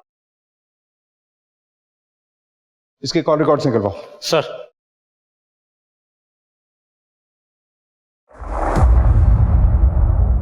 हौसला रखिए। मेरी बच्ची। सर, इस नंबर से शंकरलाल देसी कट्टे वाले को फोन आया था 10 सितंबर 2011 को, हत्या के 6 रोज पहले। सर, ये नंबर किसी राघव बंसल के नाम पर रजिस्टर्ड है। सर, हमने पता किया है, ये नंबर एक फर्जी आइडेंटिटी पर लिया गया है। सर, हमने राघव बंसल के कॉल रिकॉर्ड्स भी निकलवाए हैं। सर, राघव बंसल का फोन 16 सितंबर को बंद हो गया था, जिस दिन सोहेला की हत्या हुई थी। लेकिन सर, राघव बंसल के फोन पर 2 फोन अधिकतर आए थे। सर, ये देखिए, ये जो नीला वाला नंबर है, ये लखनऊ से किसी एजाज शेख का है, और ये जो पीला वाला नंबर है, ये यहीं इंदौर से किसी अकरम अली का है। एक टीम तैयार करो और उठाओ इन सबको। सर। मुझे कुछ समझ में नहीं आ रहा साहब, आप क्या बात कर रहे हो? कौन सा कट्टा, कौन सा किलर? मैंने कुछ नहीं किया, मेरा यकीन करो सर। साहब, क्या मार मार के मुझसे झूठ बुलवाएंगे क्या? मैं एक छोटा मोटा मैकेनिक हूँ साहब, मुझे कुछ नहीं मालूम साहब। आप चाहे जितना मार लो, मेरे मुंह से सच ही निकलेगा साहब। जफर, थोड़ी मार और पड़ेगी ना तो सर समझ जाएगा। मैं सच बोल रहा हूँ साहब, मेरा यकीन करो। जफर, इसके बारे में उससे बात कर, वही बताएगा। Yes sir. कौन साहब? किसकी बात कर रहे हैं साहब? साहब, मुझे फोन आया था, बहन की शादी करनी थी, पैसे चाहिए थे। किसका फोन आया था? अकीब किलर करके अपना नाम बता रहा था, और ये अकरम उसी किलर का आदमी है। फिर उन्होंने मेरी एक मैडम से बात करवाई। अरे हाँ भाई, बस आप इतना जान लो, उस औरत को मार के नेक काम करोगे तुम। अरे शरीफ औरतों से धंधा कराती है वो औरत। और तूने उस पर गोली चला दी? नहीं साहब, मैंने गोली नहीं चलाई साहब, वो अकरम ने चलाई थी गोली। मेरी हिम्मत टूट गई थी साहब, मैंने गोली नहीं चलाई साहब। सोहेला को तूने मारा ये तुझे नहीं पता, तुझे मैं मारूंगा ये मुझे भी नहीं पता होगा। मुझे पता है साहब, मैं बताता हूँ। मुझे गोली चलाने के लिए आकिब नहीं बोला था, लेकिन सच में साहब वो औरत कौन थी मुझे नहीं मालूम, कसम से साहब मुझे नहीं पता। आकिब का नंबर दे। सर, ये नंबर तो बंद आ रहा है। नंबर तो सही दिया ना? हाँ साहब, मेरा यकीन करो, यही नंबर है मेरे पास। जफर, इस केस में 3 लोग सामने आ रहे हैं। अकरम ने गोली मारी थी, एजाज बाइक चला रहा था, और आकिब गायब है। तीनों के कॉल रिकॉर्ड निकलवाओ। किसी न किसी से बात जरूर हुई होगी, या किसी ने इन्हें कॉल जरूर किया होगा। सर, आपका आइडिया काम कर गया। हत्या के रोज यानी 16 सितंबर को सुबह 9 से 11:15 तक शाहबाग मोबाइल टावर के पास इन तीनों के फोन्स मौजूद थे, अकरम, एजाज और आकिब किलर का। सर, इन तीनों में लगातार बहुत बातें हो रही थी, और सर आकिब का फोन स्विच ऑफ होने से पहले उसके फोन पर आखिरी बार कॉल इस नंबर से आया था। किसका नंबर है ये? सर नंबर किसी जमाल कादिर का है। मैंने मोबाइल कंपनी से पता किया है, ये एसटी रोड पर जो मिर्जा पेट्रोल पंप है उस पर काम करता है। उठाओ इसको। सर मैंने फोन नहीं किया था साहब। तो फिर किसने किया था? वो मेरी मैडम ने मेरे फोन से फोन किया था साहब, मैंने नहीं किया था। कौन है ये लोग? सीबीआई सोहेला मकसूद हत्याकांड में कुछ पूछताछ करनी है आपसे। कौन सोहेला मकसूद? क्या कह रहे हैं आप लोग? अनजान मत बनी, हम वही कह रहे हैं जो आपने जमाल कादिर के फोन से उन किराए के कातिलों को कहा। झूठ बोल रहा है वो। मैं भला किसी को उसके फोन से फोन क्यों करूंगी? मेरे पास हम जानते हैं आपके पास 2 नंबर और भी, उनकी भी जांच चल। पहले आप चलिए, ले चलो इन्हें। अरे लेकिन मैं कहीं नहीं जाऊंगी। तलाशी लो पूरे ऑफिस की। अलमारी की चाबियां दीजिए।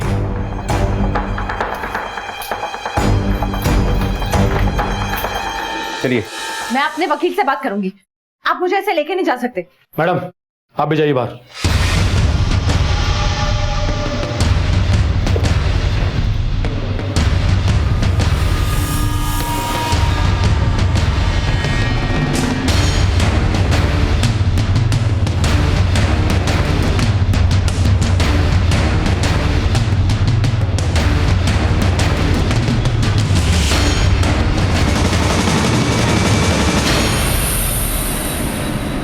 जून 2008।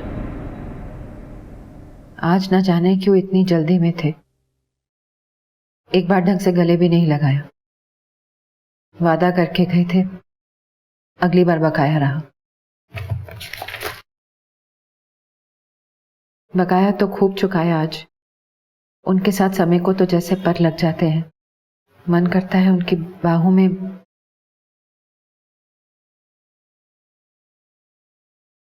14 सितंबर 2011। मैं पागल हो जाऊंगी। ये औरत मुझे तबाह कर देगी।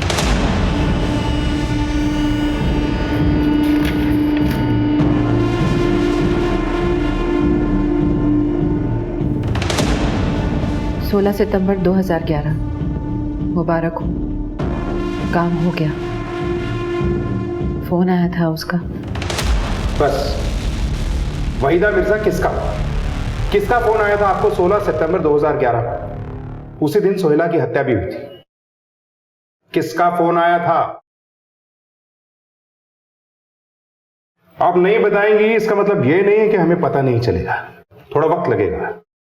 आपके आशिक को तलब करना होगा, उनकी थोड़ी बदनामी भी हो सकती।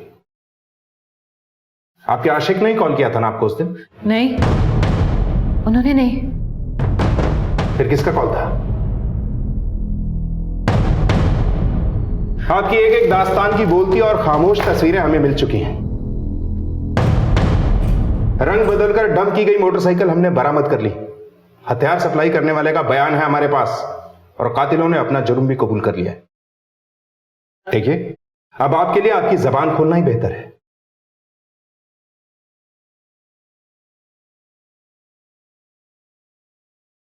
भूषण कुमार से मेरी मुलाकात साल 2008 में हुई थी, एक बिचौलिए नवीन गुप्ता के जरिए। शुरू में मैं महज उनसे कॉन्ट्रैक्ट हासिल करने के लिए मिलती थी, लेकिन बाद में ये मुलाकातें पहले दोस्ती और फिर प्यार में तब्दील हो गई। मुझसे पहले भी भूषण की जिंदगी में कई औरतें थी, सोहेला उनमें से एक थी। मैं नहीं चाहती थी मेरे और भूषण के बीच कोई भी आए।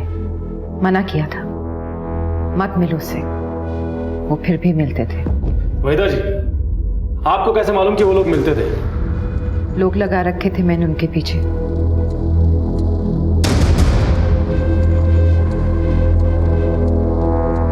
सोहेला के घर का नौकर मुझे पल पल की खबर देता था वहां की। 1-2 बार फोन पे सुना और अपनी आंखों से भी देखा।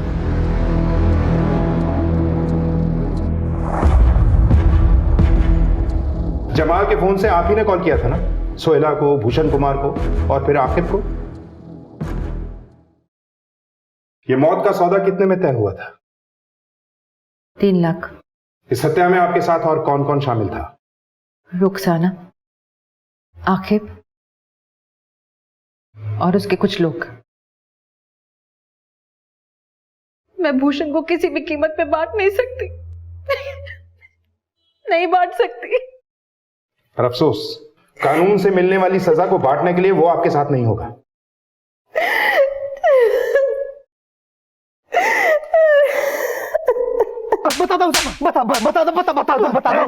बहुत दौड़ा है तूने, अब तेरे बोलने की बारी है। साहब, रुखसाना मैडम ने मेरी मुलाकात करवाई थी वाहिदा बीबी से। साहब, फिर मैं उनके लिए काम करना शुरू कर दिया। फिर उन्होंने सोहेला मकसूद को मारने का काम सौंपा मुझे, और मैंने अकरम और एजाज को बुला लिया। साहब सर, मैं तो वाहिदा मैडम का साथ निभा रही थी।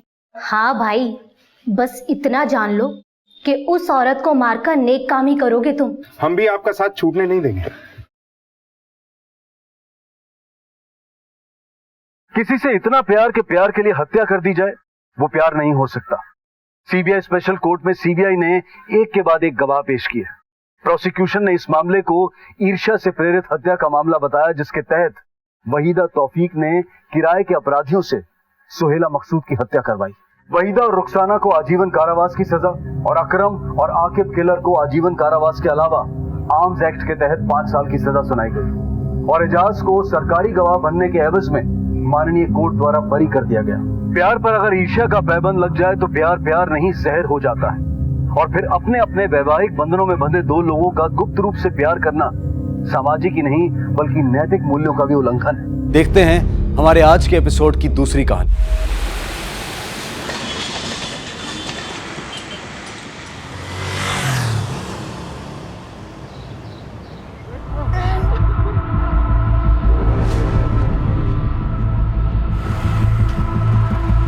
चल कुछ नहीं होगा बेटा, तुझे कुछ नहीं होगा। क्या हो गया आमिर को? बहुत उल्टियां कर रहा था, पता नहीं शायद बाहर का खा लिया।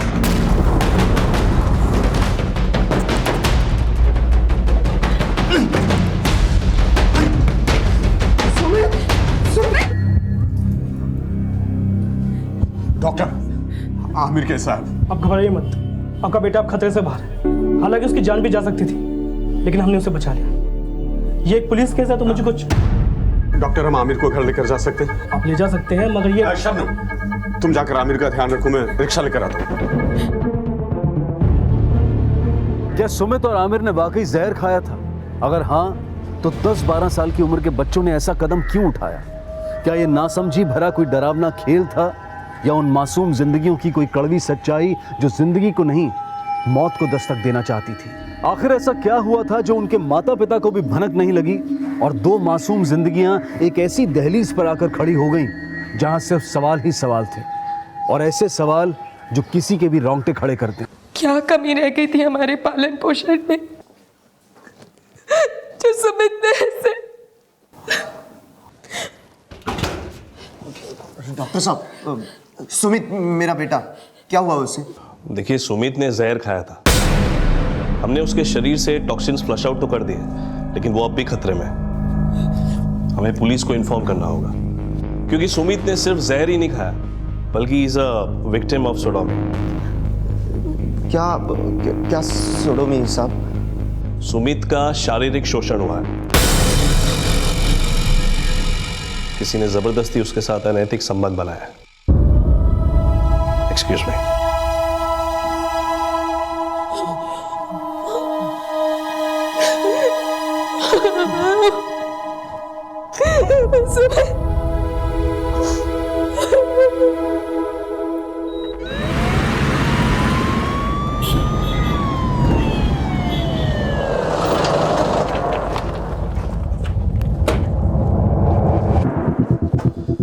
सर, जो सुमित नाम का बच्चा लाया गया था उसे सेप्सिस है। इन्फेक्शन पूरी बॉडी में फैल चुका है। शायद काफी लंबे समय से उसे असॉल्ट किया जा रहा था। Sexual assault? जी सर। लेकिन आपने तो बताया था कि उसने जहर खाया था। सर, जब उसे लाया गया था उसने जहर भी खाया हुआ था। अब बच्चे की हालत कैसी है? बयान देने की हालत में है? नहीं सर, हमने किसी तरह बच्चे की जान बचा ली। अब कुछ कह नहीं सकते, रिकवर होने में उसे कितना समय लगेगा।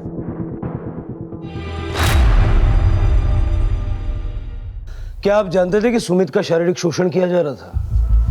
नहीं सर, हम तो ये सुन के शौक है हमारे सुमित के साथ कोई। मतलब आपको कोई अंदाजा नहीं कि कौन हो सकता है जिसने सुमित के साथ ये? नहीं सर। सब मेरी गलती है मैडम। सुमित मुझे अक्सर कहता था कि उसके पेट में दर्द है। होमवर्क खत्म किया? लेकिन मुझे लगता था ये सब पढ़ाई ना करने का बहाना है और वो कुछ नहीं बता पाया। या कोई और बात है जो तुम छुपा रहे हो? नहीं सर, मैं आपसे कुछ नहीं छिपा रहा, पर सुमित न जाने कब से हमसे ये सब छिपा रहा था। सर बस इतना कह रहा था कि उसने और आमिर ने जहर खाया था। आमिर? आमिर कौन? जी हमारे पड़ोस में ही रहता है वो। सुमित और आमिर एक ही स्कूल में पढ़ते हैं। सुमित को यहाँ लाने से पहले आमिर के अम्मी अब्बू भी आमिर को अस्पताल लेकर जा रहे थे। आमिर को कौन से हॉस्पिटल में लेके गए? मालूम नहीं मैडम। आमिर के माँ बाप का नंबर है आपके पास? जी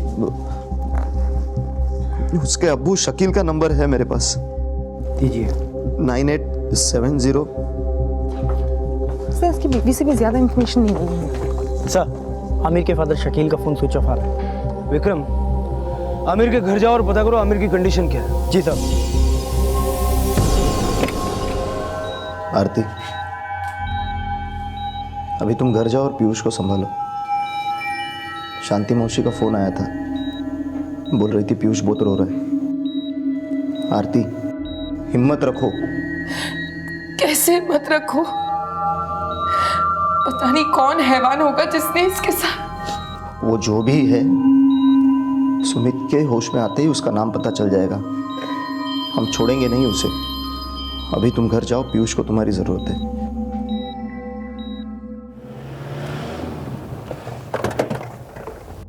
हाँ बोल विक्रम। सर आमिर के घर पे ताला लगा हुआ है। इसका मतलब वो लोग भी हॉस्पिटल में ही होंगे। वैसे भी रात बहुत हो चुकी है, सुबह होते ही उनसे बात करेंगे। ठीक है सर।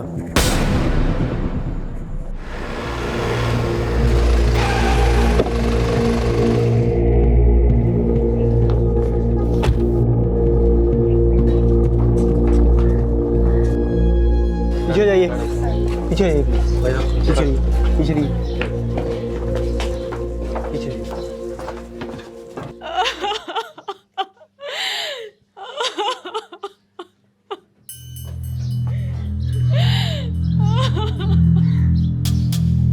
विक्रम देखो ये इतनी डरी हुई क्यों? जी सर। आमिर, मेरा बच्चा कहाँ गया? आमिर, मेरे बच्चे को ला दो। मेरा बच्चा आमिर, आमिर।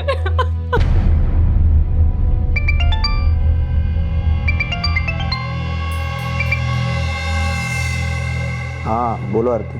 मुझे सुमित को लेकर बहुत घबराहट हो रही है।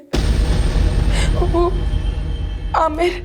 हाँ आमिर कैसा है? तो ठीक है ना अभी वो? आमिर अब नहीं रहा। हमारा सुमित तो ठीक हो जाएगा ना? उसे तो कुछ नहीं होगा ना?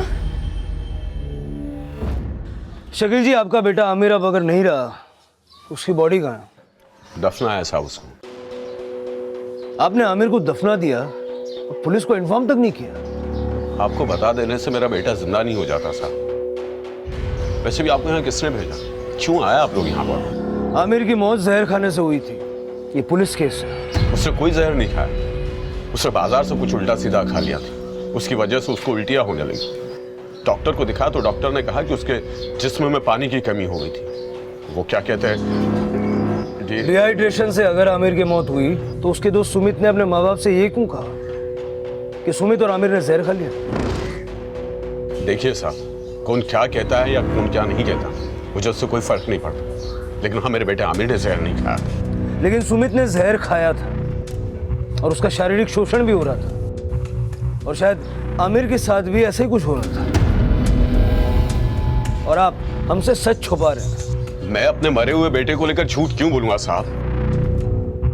आमिर को कल हॉस्पिटल लेके गए थे ना, उसका डेथ सर्टिफिकेट दिखाओ।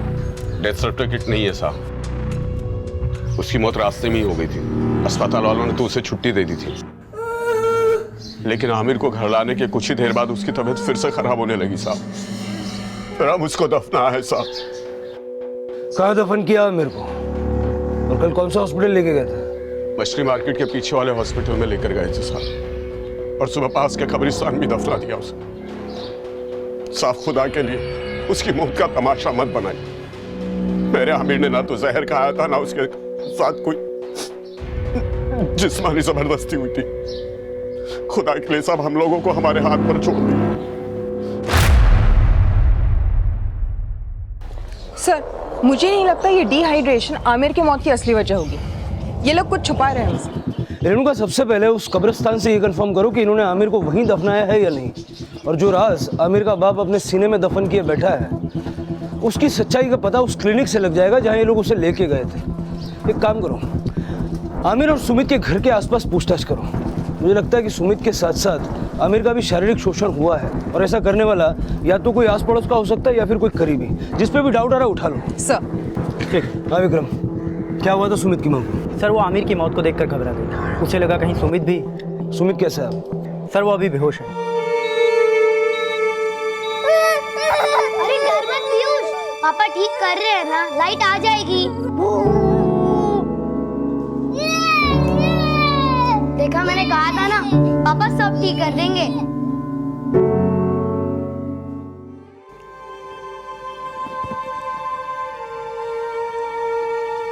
पापा सब ठीक कर देंगे बेटा, सब ठीक कर देंगे पापा। छोटे बच्चों में यह विश्वास सहज ही होता है कि अगर उन्हें कोई भी दुख परेशानी होगी तो उनके माता पिता उसे ठीक कर देंगे।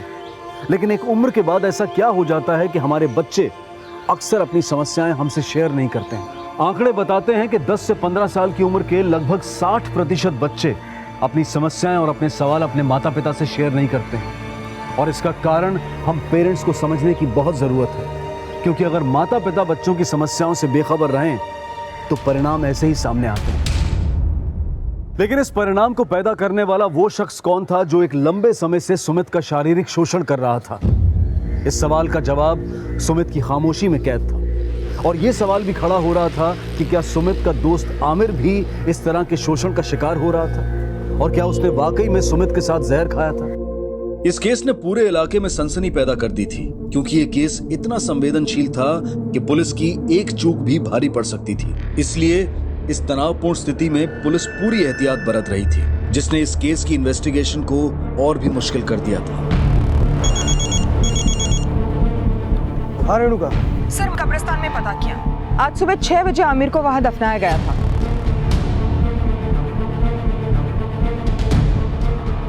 जी हाँ सर, आमिर नाम के बच्चे को यहीं लाया गया था, लेकिन उसे डिहाइड्रेशन नहीं हुआ था, उसने जहर खाया था और हमने उससे बचा लिया था।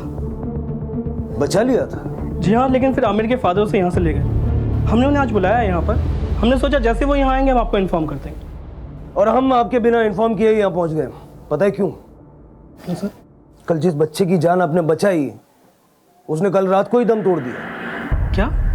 जिस बच्चे ने जहर खाया था उसे आपने हमें बिना इन्फॉर्म किए रिलीज कर दिया। क्यों? सर मत झुकाइए, आमिर ने सिर्फ जहर खाया था, उसे फिजिकली मॉलेज भी किया था। मॉलेज? सर मैंने ऐसा कुछ चेक नहीं किया, मैंने सिर्फ उसकी बॉडी से पॉइजन फ्लश आउट किया था। हम आपकी डिग्री फ्लश आउट कर देते हैं। विक्रम जरा चेक करो कौन सी कॉलेज में पढ़ के ये डॉक्टर बने और ये क्लिनिक चलाने का परमिशन इनको कहां से मिला। जी सर। सर, मुझे लगता है आमिर के साथ भी सुमित की तरह फिजिकल असॉल्ट हुआ होगा। शायद इसलिए बदनामी के डर से आमिर के पेरेंट्स ने हमें बिना बताए उसे दफना दिया। डर से या किसी और वजह से? आमिर के बाप ने शान पट्टी तो की है, अब आमिर का पोस्टमार्टम करने के लिए हमें बहुत मशक्कत करनी पड़ेगी। मैं सुमित के माँ बाप से बात करता हूँ, तुम आमिर की माँ से बात करो। बाप कुछ बोल नहीं रहा है, हो सकता है माँ ही बोल दे। सर।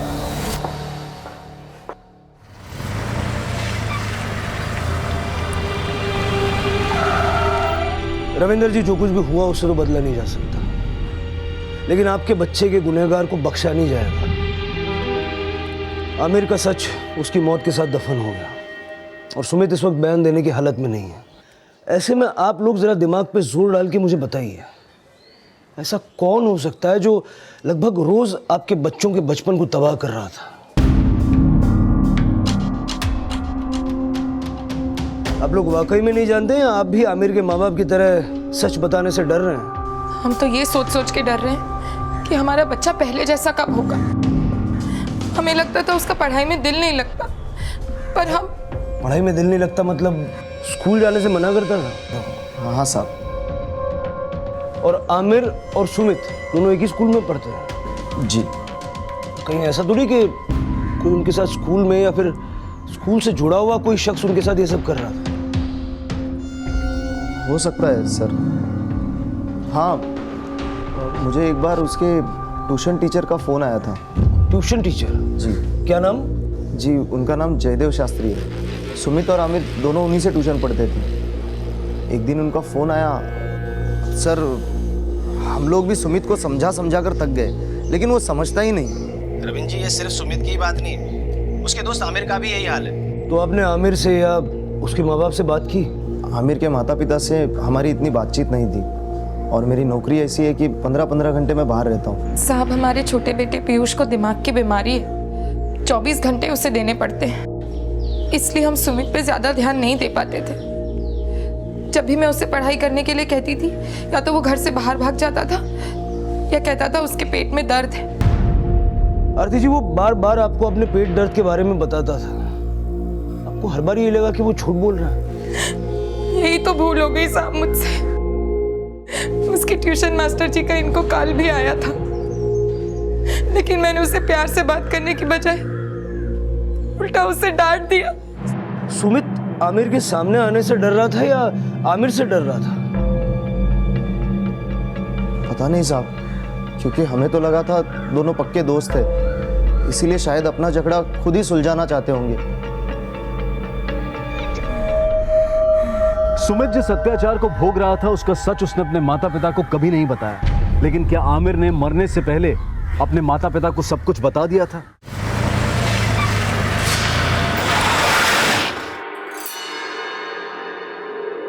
क्या बात है मैडम, आप लोग फिर से आ गए? देखिए, हम अपना काम कर रहे हैं, आप बीच में दखलंदाजी ना करें, यही बेहतर है। मुझे आपसे बात करनी है। मैडम, बहुत गहरे सदमे में है वो। ये सदमा इन्हें दिया किसने, ये जानने के लिए मुझे इनसे बात करनी है। देखिए, हमें पूरी हमदर्दी है आपसे। अब आमिर तो वापस नहीं आ सकता। क्या आप नहीं चाहते कि आपके बेटे के गुनहगारों को सजा मिले? मैडम, क्यों आप हमारे जख्मों पर नमक छिड़क रही है? आप लोगों को जो जानना था उन सवालों के मैं जवाब दे चुका हूं। जो जवाब थे वो सारे झूठे थे शकील जी। मतलब? जिस क्लिनिक में आप आमिर को लेके गए थे, वहां के डॉक्टर ने बताया कि उसने जहर खाया था। हमें इसका अंदाजा है कि आपने झूठ क्यों कहा। सुमित के जैसे ही आमिर के साथ भी शारीरिक शोषण हुआ था। ये जग जाहिर ना हो इसलिए आपने बदनामी कर। ऐसा कुछ नहीं हुआ था। हाथ जोड़ता हूं आपसे, हमारे बेटे का जनाजा उठा मैडम, उसके बाद हमारे माँ बाप पर रहम कीजिए मैडम। देखिए, FIR लिखवा दीजिए और आमिर के बॉडी को पोस्टमार्टम भेजने के लिए हमारी मदद कीजिए। क्या कहा आपने? क्या चाहती है आप? आप चाहती है कि मैं अपने दफन किए हुए बेटे को उसकी कब्र से निकालकर उसके जिस्म को चीर फाड़ करने की इजाजत दूं आप लोगों को? मैं ऐसा कभी होने नहीं दूंगा। मेरे बेटे के जिस्म को हाथ नहीं लगाने दूंगा।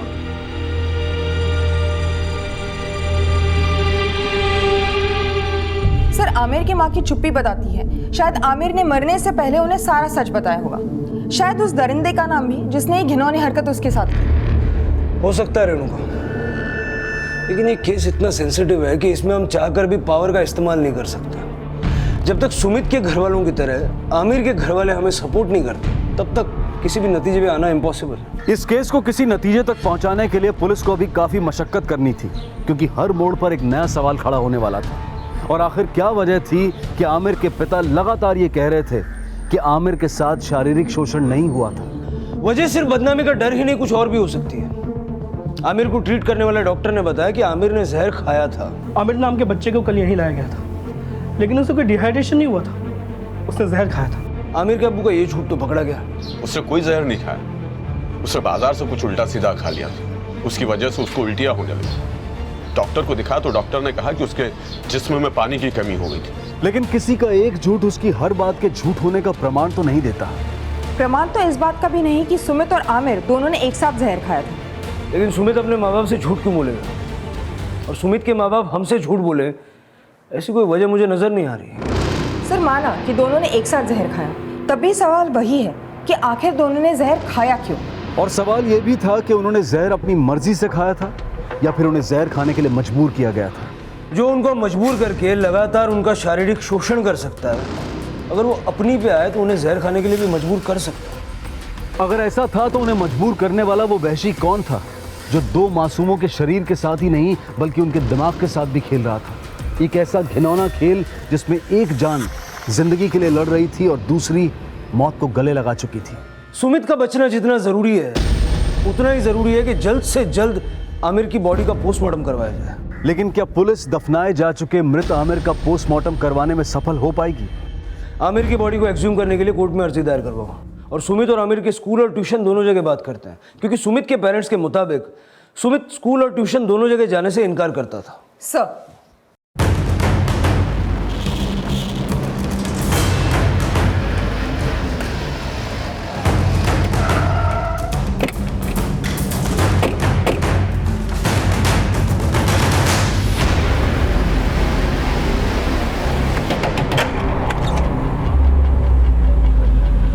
जी सर, मैंने सुमित की कंप्लेन नहीं की थी, बल्कि अपना कंसर्न शेयर किया था उसके पेरेंट्स से कि उसका पढ़ाई में बिल्कुल मन नहीं लग रहा है। सुमित और आमिर दोनों बच्चे आपके पास पिछले 3 महीने से ट्यूशन पढ़ रहे थे। दोनों शुरू से ऐसे थे? सर, मुझे लगा कि उन्हें कुछ तो प्रॉब्लम है, इसलिए मैंने उनके पेरेंट्स को कॉल किया। आपने बताया कि आमिर और सुमित दोनों पढ़ाई में शुरुआत में फोकस थे और बाद में उनके बर्ताव में चेंज आया। ये बदलाव कब आया? एक मिनट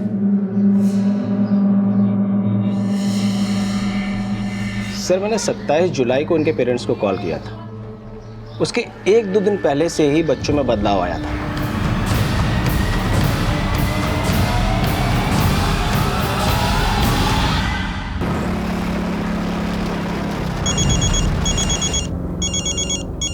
बोलो रेणुका। सर, सुमित और आमिर के क्लासमेट्स और टीचर से तो कोई इन्फॉर्मेशन हाथ नहीं लगी, लेकिन प्रिंसिपल ने बताया करीब 3 महीने पहले एक टीचर को रेस्टिकेट किया गया गर्ल स्टूडेंट के मोलेस्टेशन चार्जेस पर, और वो उसी जगह रहता है जहां आमिर और सुमित रहते हैं। नाम क्या है उस टीचर का?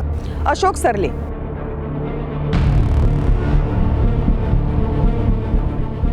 आइए अशोक जी, बड़ी तारीफें सुन रहे हैं हम आपकी।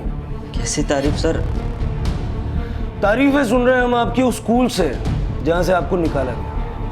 आप क्या बोल रहे हैं सर? मुझे कुछ समझ में नहीं आ रहा है। 27 जुलाई से 16 अगस्त तक क्या शौक फरमा रहे थे आप इन बच्चों के साथ?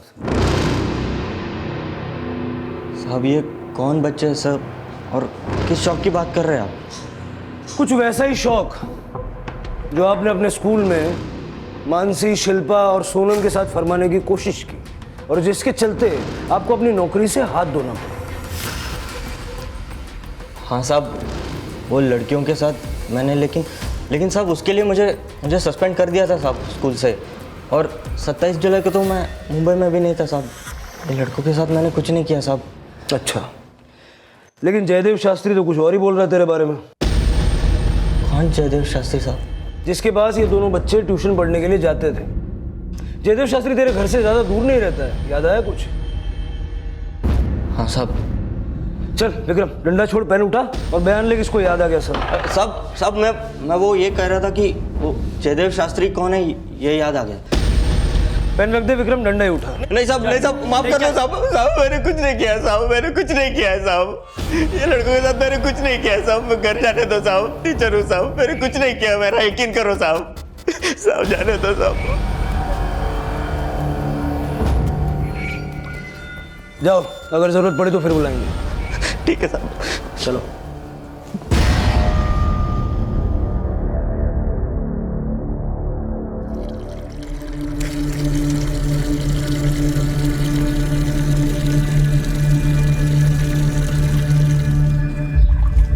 अरे क्या कर रहे हैं आमिर? मैं भीग जाऊंगी। वही तो जाता हूँ। बदमाश।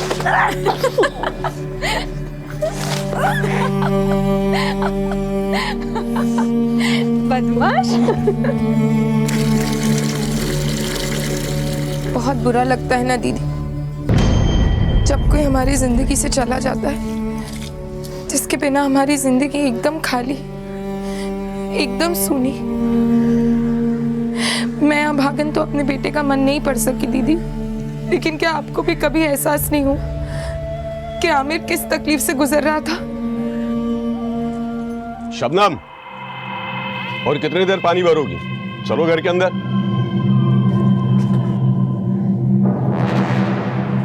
आमिर के माता पिता से भी पुलिस को कोई सहयोग नहीं मिल रहा था और सुमित बयान देने की हालत में नहीं था।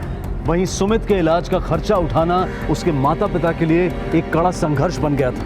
तभी एक एनजीओ द्वारा एक मुहिम चलाई गई जिसमें इलेक्ट्रॉनिक और सोशल मीडिया के द्वारा सुमित के लिए चंदा मांगा जा रहा था और ये केस मीडिया की काफी सुर्खियां बटोर रहा था। देखिए, मुझे पुलिस से कोई शिकायत नहीं है। मैं बस इतना कहना चाहता हूँ कि आजकल के माहौल में सिर्फ लड़कियों को नहीं, लड़कों को भी खतरा है। मेरे बच्चे के साथ जो हुआ वो किसी के बच्चे के साथ नहीं होना चाहिए। अगर आपके बच्चे के बर्ताव में अचानक कोई बदलाव आता है तो आप उसे गंभीरता से लीजिए। आप जानने की कोशिश कीजिए भीतर तक कि उसे हुआ क्या है। आप अपने बच्चों के दोस्त बनिए, इतने अच्छे दोस्त कि वो आपसे कोई भी दुख, कोई भी तकलीफ छिपाए नहीं। और बच्चों में एक भावना हमेशा बुलंद रहनी चाहिए, पापा सब ठीक कर सकते हैं, मम्मी सब ठीक कर सकते हैं।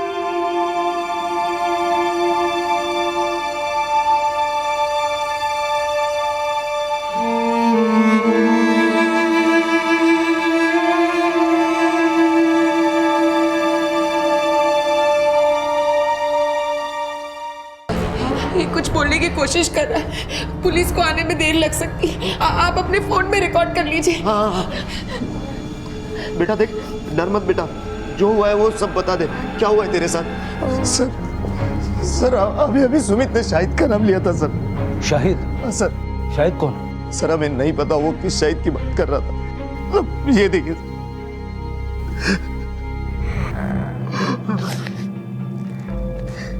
सुमित के बयान के आधार पर अब उसके अपराधी शाहिद को ढूंढने के प्रयास किए जा रहे थे और इससे पहले कि पुलिस सुमित के अपराधी शाहिद को आइडेंटिफाई कर पाती, सुमित ने आखिरकार दम तोड़ दिया। ठीक है ना?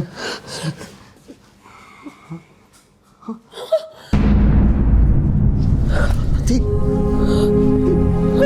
कुछ नहीं हुआ।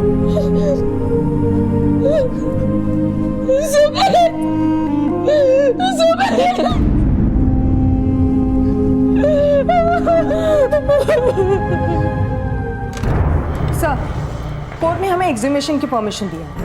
अब हम आमिर के बॉडी का पोस्टमार्टम करवा सकते हैं।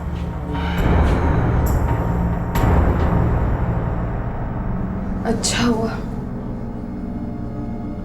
हमारे सुमित को शांति मिल गई, दर्द से मुक्ति मिल गई उसे।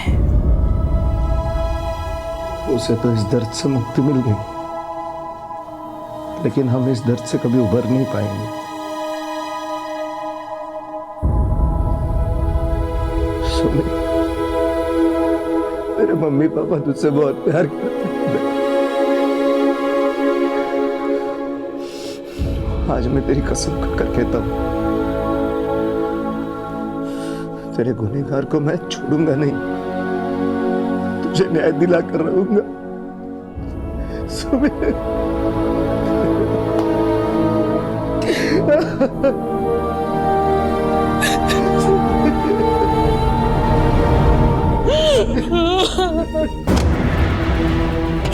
ये ठीक नहीं कर रहे साहब आप लोग। मेरे बच्चे की कब्र इस तरह खोद कर आप उसकी मिट्टी खराब कर रहे।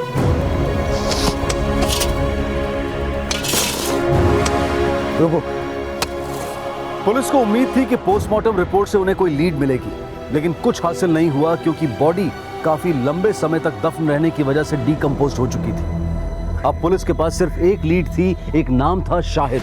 इस शाहिद का ना तो कोई सरनेम था, ना कोई पहचान थी, ना कोई पता था और ना ही कोई चेहरा। ये केस खत्म होता नजर आ रहा था, लेकिन दो मासूमों की तबाह जिंदगी को इंसाफ की दरकार थी। ये इंसाफ बहुत जरूरी था, लेकिन कैसे, ये सवाल अब भी अपने जवाब ढूंढ रहा था। सर आप कुछ करते क्यों नहीं? अब तो आपको उसका नाम भी पता है, पकड़ते क्यों नहीं उसे? देखिए, हम पूरी शिद्दत से अपना काम कर रहे हैं। शाहिद नाम वाले कई लोगों को हमने गिरफ्तार किया, लेकिन उनमें से किसी का इस घटना में कोई हाथ नहीं है। हम अपनी तरफ से पूरी कोशिश कर रहे हैं। अब आप अपनी कोशिश करो और मैं अपनी करूंगा। मेरे बेटे को मैं न्याय दिला कर रहूंगा।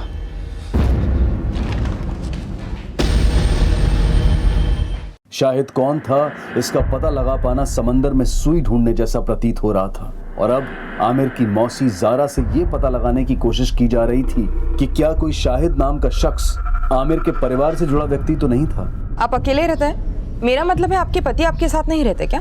कई साल पहले वो दुनिया से रुखसत हो गए। मैंने अकेले अपने बेटी की परवरिश की है। वैसे आपका बेटा है कहाँ? दिखाई नहीं दे रहा। उसके मामा के यहाँ लखनऊ गया है। आपके पूरे परिवार या दूर रिश्ते में कोई ऐसा है जिसका नाम शाहिद हो?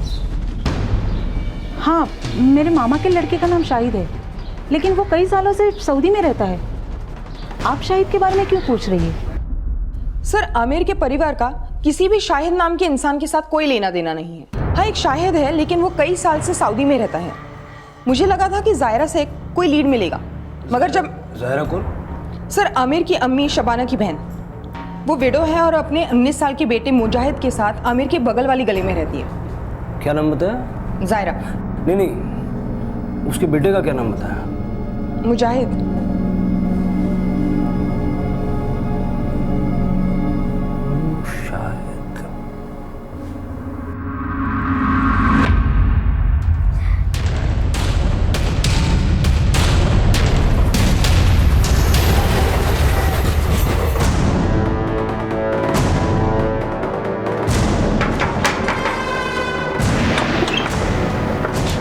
मुजाहिद है?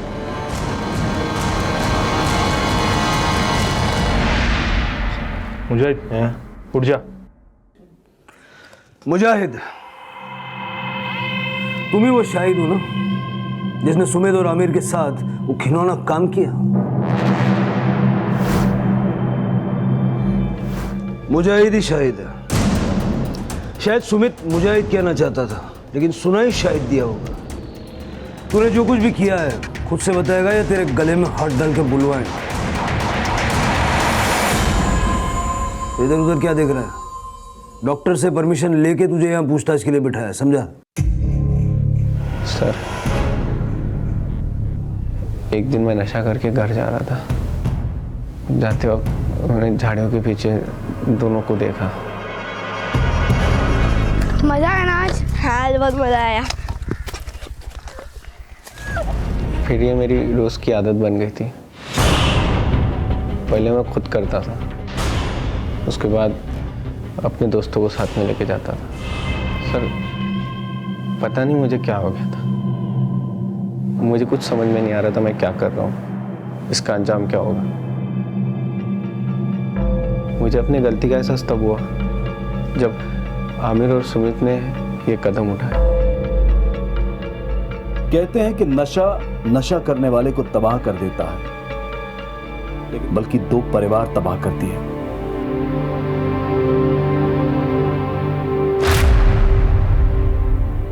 मुजाहिद ने कबूल किया कि वो और उसके दोस्त सुमित और आमिर का शारीरिक शोषण कर रहे थे, लेकिन सुमित और आमिर की मौत वो इस केस का ऐसा सवाल है जो अब भी रहस्य बना हुआ है कि आमिर और सुमित ने जहर क्यों खाया था। अनुमान यही लगाया गया कि शायद वो बच्चे शर्म और डर की वजह से अपने माता पिता को सच नहीं बता पा रहे थे, और शायद इसीलिए 10-12 साल की उम्र में ही उन बच्चों ने आत्महत्या कर ली। अपने बच्चों को प्यार दें, उन्हें वो माहौल दें जिसमें वो हर बात, हर अपनी समस्या आपसे खुलकर शेयर कर सके। इसी विचार के साथ अब मैं अनूप सोनी आपसे विदा लेता हूं। फिर मुलाकात होगी अगले एपिसोड में एक और चौंका देने वाले केस के साथ। तब तक अपना और अपने परिवार का ख्याल रखें और देखते रहें क्राइम पेट्रोल सिटी क्राइम्स। सबक एक को, सीख हम सबको। जय हिंद। क्राइम पेट्रोल के ऐसे ही मजेदार एपिसोड्स देखने के लिए हमारे चैनल को सब्सक्राइब करें